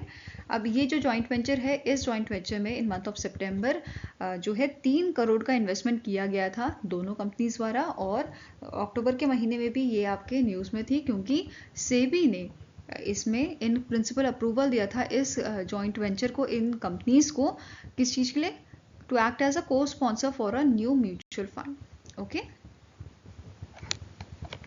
नेक्स्ट आपका क्वेश्चन है which insurance company has partnered with True home finance to offer group credit life insurance to home loan customers offer True home finance. तो रिसेंटली अभी True Home news में था क्योंकि true home जो है, true home finance जो है, इसका पुराना नाम है आपका श्रीराम हाउसिंग फाइनेंस, और रिसेंटली जनवरी की ही न्यूज़ है कि श्रीराम हाउसिंग फाइनेंस जो आपका है इसको रीब्रांड किया गया है as a true home finance. ठीक है, नाउ अब क्वेश्चन पे आते हैं। क्वेश्चन क्या बोल रहा है, कौन सी इंश्योरेंस कंपनी के साथ ट्रू होम फाइनेंस का पार्टनरशिप हुआ है, किस चीज़ के लिए, ग्रुप क्रेडिट लाइफ इंश्योरेंस के लिए। तो answer is PNB MetLife India insurance. और अभी recently PNB MetLife India insurance भी न्यूज़ में था क्योंकि इनका एक पार्टनरशिप हुआ है सारस्वत कॉरपोरेटिव बैंक के साथ। कौन से बैंक के साथ, सारस्वत कॉरपोरेटिव बैंक के साथ। ठीक है, आपके इंश्योरेंस सॉल्यूशन प्रोवाइड करने के लिए सारस्वत कॉरपोरेटिव बैंक के कस्टमर्स को। ठीक है, ये क्लियर है। अब स्टार्टिंग इन्फॉर्मेशन की बात करते हैं। पीएनबी मेटलाइफ इंडिया इंश्योरेंस के एमडी एंड सीईओ आपके करंटली हैं समीर बंसल। इसे 2001 में स्टैब्लिश किया गया था और हेडक्वार्टर आपका मुंबई महाराष्ट्र में लोकेटेड है। ट्रू होम फाइनेंस की बात करें, इसके सीईओ आपके हैं currently Ravi Subramaniam. Headquarter located आपका चेन्नई तमिलनाडु में। नेक्स्ट क्वेश्चन है name the general insurance company that has launch cyber edge to offer cyber insurance for a Indian business. इनमें से कौन सा आपका जनरल इंश्योरेंस कंपनी है जिसके द्वारा रिसेंटली साइबर एज नाम से एक प्लान आपका लॉन्च किया गया है to offer cyber insurance for a Indian businesses. ये बेसिकली हमें सेफगार्ड करेगा साइबर रिस्क जो होंगे, ठीक है, तो उससे बिजनेस को ये बचाएगा, सेफगार्ड करेगा। ठीक है, तो आंसर आपका हो जाएगा, it is option number B, Tata AIG general insurance द्वारा साइबर एज प्लान को लॉन्च किया गया है। ठीक है, ये आपका एक comprehensive financial and operational support provide करेगा हमें, including your coverage of forensic investigation, legal fees, data recovery, extortion payment, ये सब इसमें इंक्लूडेड है। ठीक है, नाउ टाटा एआईजी की बात करें अगर, तो इसके करंट एमडी एंड सीईओ कौन है, अमित, इनका नाम है अमित गोनारकर, जिनको अभी कुछ टाइम पहले ही अपॉइंट किया गया है। इसका हेडक्वार्टर लोकेटेड है आपका मुंबई महाराष्ट्र में और 2001 में इसकी शुरुआत की गई थी। Next is the RBI has recently cancelled the certificate of registration of which NBFC due to irregularities in its digital lending operation। तो recently in month of January RBI ने certificate of registration cancel किया है आपका X10 financial services limited का, जो आपकी Mumbai based company है। ठीक है, NBFC है, इसका रजिस्ट्रेशन अभी कैंसिल हुआ है क्योंकि इन्होंने जो RBI की गाइडलाइंस है उसे वॉयलेट किया है, जैसे code of conduct in outsourcing of a financial services. ठीक है, जैसे इन्होंने क्या किया है, इन्होंने credit appraisal, fixing of rate of interest और know your KYC, know your customer, basically जो केवाईसी वेरिफिकेशन होता है वो आउटसोर्स किया था टू दी सर्विस प्रोवाइडर, जो चीज़ अलाउ नहीं की जाती है आरबीआई द्वारा। तो ये सब इन्होंने यहाँ पे किया था, इस वजह से इनका लाइसेंस कैंसिल किया है। ठीक है, नेक्स्ट आपका क्वेश्चन है which life insurance company has launch a Shubh Muhurat a life insurance solution to help families prepare financially for wedding. तो रिसेंटली इनमें से एक कंपनी है जिन्होंने शुभ मुहूर्त नाम से एक आपका प्लान लॉन्च किया है।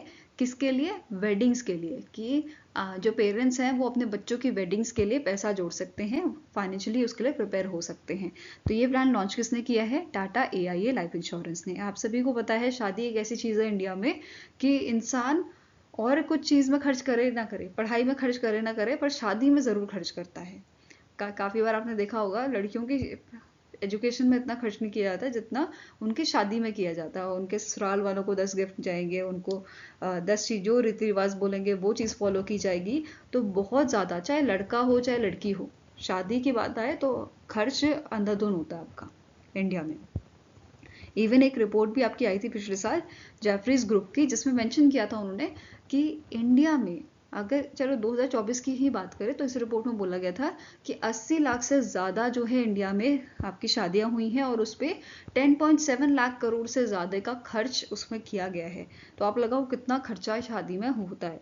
इवन एक और चीज़ यहाँ पे मेंशन की गई थी कि उन्होंने बोला था कि अगर यहाँ पे कोई कैटेगरी होती ना वेडिंग की, तो वो सेकंड नंबर पे आती। मतलब कि वेडिंग में इतना खर्चा होता है, अगर फूड एंड ग्रोसरी को एक साइड रख दे, पहले नंबर पे फूड एंड ग्रोसरी पे पैसा खर्च होता है ज़्यादा, उसके बाद आता है वेडिंग का नंबर। अगर वेडिंग जैसी कोई रैंक होती ना, अगर कोई कैटेगरी होती है तो उसमें इंडिया जो है सेकंड नंबर पे आता है। ऐसा इन्होंने ये भी मेंशन किया था इसमें। और एक और चीज़ इन्होंने ये भी मेंशन की है कि पढ़ाई से ज़्यादा, पढ़ाई से दुगना या तिगुना खर्च जो है वो इंडिया में शादी में किया जाता है।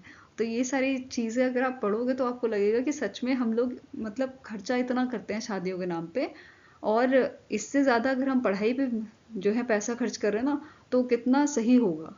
शादियों पे कम करना चाहिए हमें और पढ़ाई पे ज़्यादा करना चाहिए। चलो वापस क्वेश्चन पे आते हैं। नाउ यहाँ पे आंसर क्या है आपका, टाटा AIA लाइफ इंश्योरेंस, जिन्होंने ये प्लान लॉन्च किया है ताकि आप अपने बच्चों की शादी के लिए पैसा जोड़ सकें। ठीक है, अब स्टैटिक इन्फॉर्मेशन भी कवर कर लेते हैं इसकी। तो Tata AIA life insurance company के MD एंड CEO कौन है? इनका नाम है वेंकटेचलम H। हेडक्वार्टर लोकेटेड है मुंबई महाराष्ट्र में और इसकी शुरुआत आपकी 2001 में की गई थी। क्लियर है। नेक्स्ट क्वेश्चन है, name the organisation that has sanction $100 million sustainability linked loan to JK tyre. JK tyre जो आपका टायर मैन्युफैक्चरिंग कंपनी है और इंडिया की लीडिंग मैन्युफैक्चरिंग कंपनी है ये टायर की, इनको जो है $10 million का सैंक्शन दिया गया है रिसेंटली। इनमें से कौन सी फाइनेंशियल इंस्टीट्यूशन द्वारा? तो answer here is option number C, that is international finance corporation ने ये आपका डील साइन किया है, ये आपका लोन साइन किया है टू JK टायर। ये इनको सैंक्शन किया गया है JK टायर को। ठीक है, अब यहाँ पे आया इंटरनेशनल फाइनेंस कॉरपोरेशन क्या है? ये आपका एक आर्म है वर्ल्ड बैंक का, ये याद रखना है। It is your arm of your world bank. ठीक है, नाउ फंडिंग की हम बात कर रहे हैं। टोटल $100 million की फंडिंग है। इसको फर्दर अगर हम डिवाइड करें तो $30 million फंडिंग आपकी जो है JK tyre and industries limited जो है यूज करेगा। रेस्ट जो है आपकी 70 मिलियन की ये CIL को मिलेगी, कैवेंडिश इंडस्ट्रीज लिमिटेड को मिलेगी, जो आपकी सब्सिडरी है किसकी? JK टायर्स की। ठीक है, it is subsidiary of a JK tyre. Fine. अब यहाँ पे ये जो अमाउंट है ये यूज कहाँ पे किया जाएगा? तो पैसेंजर कार रेडियल जो है, ठीक है, ये बेसिकली क्या करेगा? ये इंक्रीज करेगा capacity passenger car radial tyres की, जो आपके बनते हैं बेनमोर प्लांट जो मध्य प्रदेश में लोकेटेड है। इसी के साथ साथ CIL, ये जो सब्सिडी है आपकी CIL का जो लक्सर फैक्ट्री है उत्तराखंड में, जो बेसिकली आपका प्रोड्यूस करती है ट्रक एंड बस रेडियल, इसकी कैपेसिटी को इंक्रीज करने के लिए ये जो अमाउंट्स हैं वो आपकी यूज की जाएंगी। ये क्लियर है। नेक्स्ट आपका क्वेश्चन है, which life insurance company has partnered with Cars24 financial services, जो आपकी एक NBFC है। ठीक है, फॉर लाइफ इंश्योरेंस डिस्ट्रीब्यूशन। तो इनमें से कौन सी लाइफ इंश्योरेंस कंपनी है जिनका टाई अप हुआ है, जिनकी पार्टनरशिप हुई है Cars24 के साथ, और इस पार्टनरशिप के तहत ये NBFC इनके कस्टमर्स को, ये NBFC अपने कस्टमर्स को जो लाइफ इंश्योरेंस प्रोडक्ट्स है उनको सेल करेगी। ठीक है, तो एक तरह से बैंक इंश्योरेंस आप इसे बोल सकते हो। ये आपका यहाँ पे हुआ है और कौन सी कंपनी के साथ किया गया है tie up? It is your HDFC life insurance company limited. Clear है। नाउ स्टार्टिंग इन्फॉर्मेशन कवर कर लेंगे। HDFC लाइफ इंश्योरेंस के MD एंड CEO है विभा पदलकर। हेडक्वार्टर लोकेटेड है इसका मुंबई महाराष्ट्र में। टैगलाइन है सर उठा के जियो। Cars24 फाइनेंशियल सर्विसेज की बात करें, इसके CEO आपके करंटली है विक्रम चोपड़ा। हेडक्वार्टर लोकेटेड है गुरुग्राम हरियाणा में। अब यहाँ पे बात हो रही है इंश्योरेंस की, लाइफ इंश्योरेंस की बात हो रही है। ठीक है, तो इनमें से अब आपको एक टारगेट इंडिया का है, IRDAI का एक टारगेट है। टारगेट क्या है कि हमें अचीव करना है इंश्योरेंस फॉर ऑल। कब तक अचीव करना है कमेंट सेक्शन में बताओ। इंश्योरेंस फॉर ऑल, ये टारगेट है इंडिया का 2047 तक।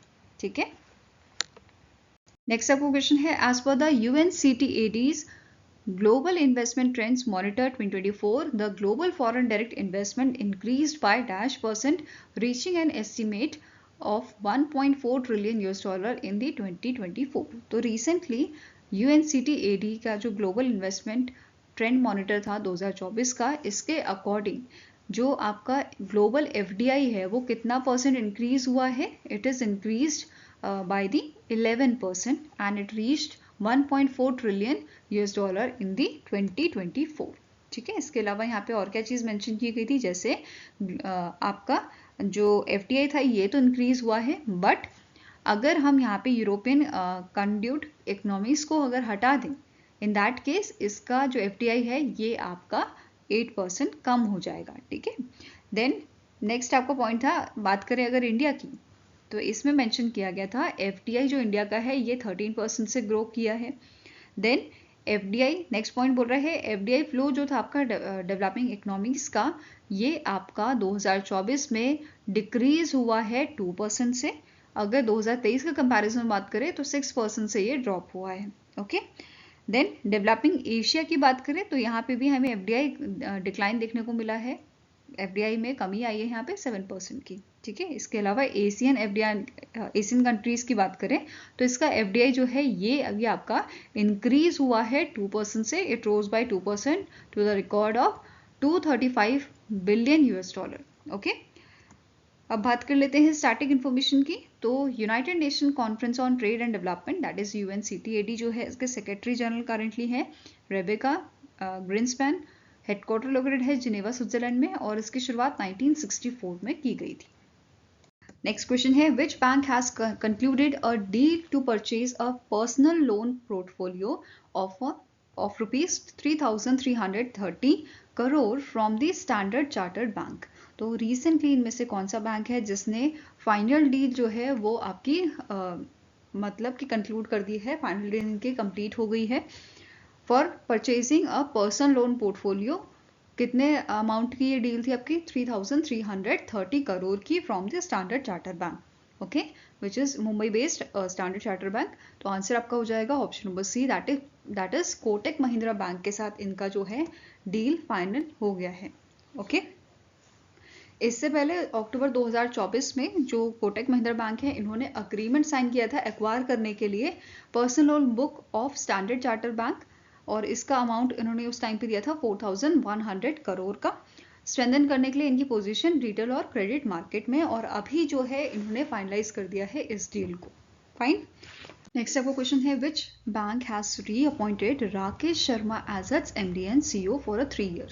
तो रिसेंटली आपका जो IDBI बैंक है, इस बैंक ने रिसेंटली जो है अपॉइंट किया है, रीअपॉइंट किया है राकेश शर्मा को इनका MD and CEO for 3 years, और इनका टेन्योर जो है ये आपका मार्च के मंथ से स्टार्ट होएगा। ठीक है, यहाँ पे आप इनकी इमेज देख सकते हैं। अगर इनकी बात करें राकेश शर्मा जी की, तो इन्होंने 1980 में ज्वाइन किया था as a chief general manager of SBI। उसके बाद इन्होंने as a MD and CEO serve किया था लक्ष्मी विलास बैंक में, and after that Canara bank में। फिर 2018 में इन्होंने IDBI बैंक को ज्वाइन किया था as a MD and CEO। Clear है? नेक्स्ट आपका क्वेश्चन है, name the fintech company that has launch India's first AI powered credit card expert. तो इनमें से कौन सी फिनटेक कंपनी है जिसके द्वारा इंडिया का पहला AI powered credit card expert launch किया गया है? तो it is launch by your check digital private limited. Answer here is option number B, और इसका नाम क्या है? It is check wiser. क्या नाम रखा गया है इसका? चेकवाइजर। जैसे आपका AI चैटबॉट होता है वैसे ही ये आपको जो भी आप इनसे पूछोगे अबाउट दी क्रेडिट कार्ड, ये उसके बारे में आपको डिटेल प्रोवाइड करेगा। ठीक है, चेक जो है इसका हेडक्वार्टर आपका बेंगलुरु कर्नाटका में लोकेटेड है। 2021 में इसकी शुरुआत की गई थी और करंटली इसके CEO आपके हैं Aditya Soni.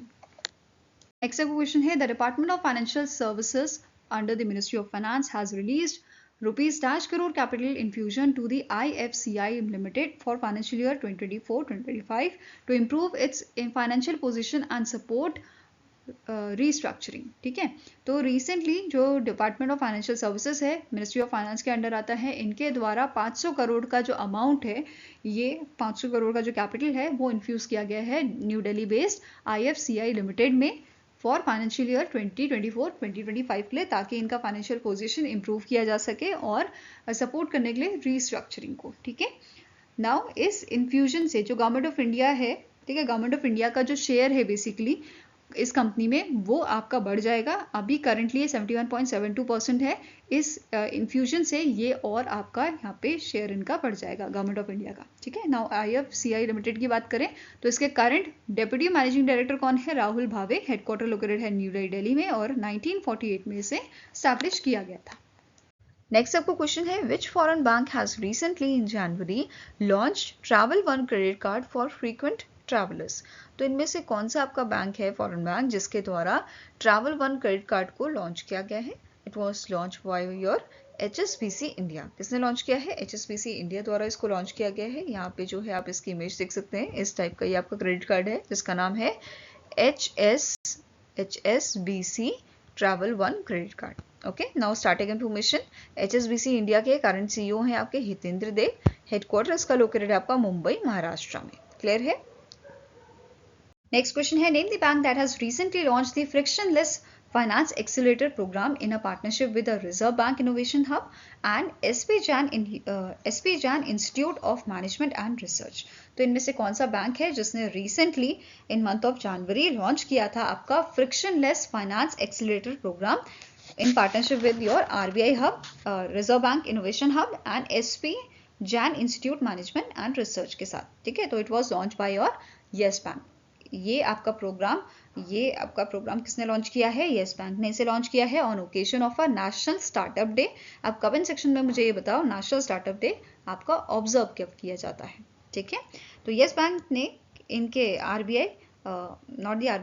Reserve bank innovation hub और इस इंस्टीट्यूशन के साथ ये आपका प्रोग्राम लॉन्च किया था ताकि ये सपोर्ट कर सके स्टार्टअप्स को, ठीक है। It is your frictionless finance is a equity free 90 days accelerator program. और ये किसका आपका कोलैबोरेशन से आपका लॉन्च किया गया है? Yes Bank, Reserve bank innovation hub और your this SP Jain institute of management and research, ठीक है। इन तीनों के कोलैबोरेशन से इसको लॉन्च किया गया है और ये काम करेगा आपका, ये हेल्प करेगा स्टार्टअप्स को। और 6 डोमेन्स आपके हैं, 6 डोमेन्स आपके हैं जिसमें इनका मेन फोकस रहेगा। कौन कौन से हैं? It is your MSME finance, finance for nano entrepreneurs, supply chain finance, retail finance, climate finance and agri finance में इनका मेन फोकस रहेगा। क्लियर है? Next is the Reserve Bank of India has imposed penalties on which among the following banks for the non-compliance with the RBI norm। तो इनमें से कौन से bank हैं या बैंक्स हैं जिस पे RBI ने पेनल्टीज लगाई हैं क्योंकि उन्होंने वायलेट किया है RBI की गाइडलाइंस को? तो आंसर आपका हो जाएगा Jammu and Kashmir bank, bank of India and Canara bank. इन तीनों पे ही ये आपकी जो पेनल्टीज हैं वो लगाई गई हैं। कितनी पेनल्टीज लगी हैं? आपकी जम्मू एंड कश्मीर बैंक पे आपकी जो है पेनल्टी अमाउंट है 3.31 करोड़ का। और इन्होंने इन पे क्यों लगाया गया है? रीजन क्या है इसका? कि इन्होंने वायलेट किया है RBI के नॉर्म्स को regarding your financial inclusion, KYC guidelines, इनके लिए, ठीक है। बैंक ऑफ इंडिया पे पेनल्टी लगी है 1 करोड़ की for non compliance with the banking regulation act 1949। Canara bank पे पेनल्टी लगी है 1.63 करोड़ की। किस चीज के लिए? फॉर द, इन्होंने जो है RBI के डायरेक्शंस फॉलो नहीं किए हैं प्राइवेट सेक्टर लेंडिंग से रिलेटेड, इंटरेस्ट रेट जो आपके डिपॉजिट्स पे होते हैं उससे रिलेटेड। तो इस वजह से 1.63 करोड़ की पेनल्टी इंपोज की गई है बाय द RBI। क्लियर है? नाउ अब बात करेंगे स्टैटिक इन्फॉर्मेशन की। पहला आपका बैंक है कैनरा बैंक जिसके MD एंड CEO है K सत्यनारायण राजू। हेडक्वार्टर कहाँ लोकेटेड है? बेंगलुरु कर्नाटका में। 1906 में इसे स्टैब्लिश किया गया था और टैगलाइन है together we can. Bank of India की बात करें तो इसके MD एंड CEO आपके हैं रजनीश कर्नाटक। मुंबई महाराष्ट्र में इसका हेडक्वार्टर लोकेटेड है। 1906 में ये भी स्टैब्लिश हुआ था और टैगलाइन क्या है? Relationship beyond banking. नेक्स्ट आ जाता है जम्मू एंड कश्मीर बैंक जिसका हेडक्वार्टर आपका श्रीनगर में लोकेटेड है। MD एंड CEO है अमिताभ चटर्जी। स्टैब्लिश इसे किया गया था 1938 में और टैगलाइन है सर्विंग टू एम्पावर। क्लियर है? नेक्स्ट क्वेश्चन है, which among the following institute has launch BIM coin blockchain based digital currency जो डिजाइन की गई है क्रिएट करने के लिए secure, transparent and efficient system को for the transaction within the campus. तो इनमें से कौन सा इंस्टीट्यूट है जिसके द्वारा इसे लॉन्च किया गया है बिम कॉइन को? तो answer is Birla institute of management technology. Birla institute of management technology, इसे आप ऐसे याद कर सकते हो, BIM, बिम टेक। ठीक है, बिम टेक है, टेक्नोलॉजी को टेक लिख दिया यहाँ पे, तो बिम टेक से बिम कॉइन। ठीक है, इसका शॉर्ट फॉर्म आपका क्या है? बिम टेक, और इससे आप बिम कॉइन को याद रख सकते हो। बिम कॉइन किसने रिलीज किया है? बिम टेक ने।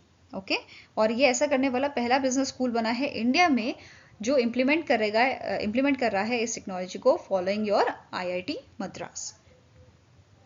Now next question is, recently in January RBI announced the measures to inject liquidity into a banking system. Which of the following option is correct with respect to these measures? तो in month of January RBI ने announcement की थी, इन्होंने यहाँ पे 3-4 steps आपको बताए हैं जिसके माध्यम से ये लिक्विडिटी बढ़ाएंगे, लिक्विडिटी इंजेक्ट करेंगे बैंकिंग सिस्टम में। और कितने लिक्विडिटी इंजेक्ट करने की बात की जा रही है? 1.5 लाख करोड़ की। ठीक है, ये लिक्विडिटी ये इंजेक्ट करने की बात कर रहे हैं इनटू अ बैंकिंग सिस्टम। अब पहला स्टेटमेंट यहाँ पे क्या बोल रहा है? $5 billion बाय और sell swap auction with a 6 month tenure. एक स्टेप ये बताया गया था। दूसरा क्या है? Conducting open market operation that is OMO purchase auction for government securities totalling 60,000 crore. Third says holding a 56-day variable repo rate auction for 50,000 crore. Next statement क्या बोल रहा है? Both A and B and last is all A, B and C are correct. तो इसमें से आपका कौन सा ऑप्शन जो है वो करेक्ट है? तो answer is option number E, that is ये तीनों ही आपके जो मेजर्स हैं वो करेक्ट है। पहला वाला जो मेजर आपका है $5 billion का for buy and sell swap auction, ये 6 month टेन्योर का रहेगा और ये आपका हेल्ड हुआ था 31 जनवरी को। ठीक है, 31 जनवरी 2025 को ये आपका हुआ था। सेकेंड वाला है open market operation purchase auction of a government securities. ठीक है, इसमें 60,000 की टोटल यहाँ पे बात की जा रही है, जो 3 ट्रेंचे में आपका जो है 3 ट्रेंचेस में ये आपका होगा और 20,000 करोड़ का ये आपका रहेगा। ठीक है, 60,000 है तो 20,000 के ट्रेंचेस 3 रहेंगे। एक आपका ऑलरेडी हो चुका है 30 जनवरी को। ठीक है, एक 30 जनवरी को हुआ था, एक आपका 13 फरवरी को होना है और एक आपका 20 फरवरी को होगा। ठीक है, तो ये 3 ट्रेंचेस में होगा 20,000 करोड़ के। फाइन। थर्ड है आपका 56 डे वेरिएबल रेपो रेट, ये आपका 7 जनवरी 2025 को ये आपका हेल्ड होना है। ठीक है, तो ये तीनों मेजर्स आपके करेक्ट हैं और ये आपके अनाउंस किए गए थे किस चीज़ के लिए? कि हम RBI जो है 1.5 लाख करोड़ जो आपकी लिक्विडिटी है उसको बैंकिंग सिस्टम में ला सके, इंजेक्ट कर सके। क्लियर है? नेक्स्ट आपका क्वेश्चन है, the Indian software product industry round table that is iSPIRT has launch priority sector lenders association of India that is PSALAI। इन्होंने जो है लॉन्च किया है किसके लिए? स्ट्रेंथन करने के लिए, मजबूत करने के लिए MSME फाइनेंसिंग को। क्लियर है? Now question here is, main question here is, who Leeds the priority sector lenders association of India? मतलब PSLAI को के करंट CEO कौन है? ठीक है, इसके करंट CEO आपके हैं प्रियस्मिता गुहा। क्या नाम है इनका? प्रियस्मिता गुहा। ये आपके करंट CEO है PSLAI की। PSLAI जिसका प्राइमरी गोल क्या है? एक तो कि स्ट्रीमलाइन करना लोन प्रोसेस को MSMEs के लिए। ठीक है, कि इजीली जो लोन है वो लिया जा सके, उसके लिए प्रोसीजर जो है वो इजी किया जाए, सिंप्लीफाई किया जाए। ठीक है, दूसरा है स्ट्रेंथन करना फाइनेंशियल इंक्लूजन को। तीसरा क्या है? कोलैबोरेशन को एनहांस करना। ठीक है, ये क्लियर है? नाउ स्टार्टिंग इन्फॉर्मेशन देख लेते हैं इसकी। PSLAI जो है इसके हेडक्वार्टर लोकेटेड आपका मुंबई महाराष्ट्र में, 2025 में इसे स्टैब्लिश किया गया था और इसके फाउंडिंग मेंबर्स कौन से हैं? UGro capital limited, India Infoline finance, get vintage private limited, get growth capital private limited. ये फिनटेक जो है फिनटेक कंपनीज भी इसका पार्ट है, फाउंडिंग मेंबर्स का। ओके, आई होप गाइस आपको ये वीडियो पसंद आया हो। पसंद आया तो लाइक एंड शेयर जरूर कीजिएगा और हमारे साथ जुड़ने के लिए हमारे चैनल को सब्सक्राइब कीजिएगा। अगर आपका कुछ सजेशन है तो आप हमें मेल कर सकते हो benchmarkstudy007@gmail.com पे, या फिर आप हमें कमेंट सेक्शन में भी लिख सकते हैं। सो मिलेंगे ऐसे ही नेक्स्ट वीडियो के साथ। Till then take care, Have a nice day and all the best for your preparations.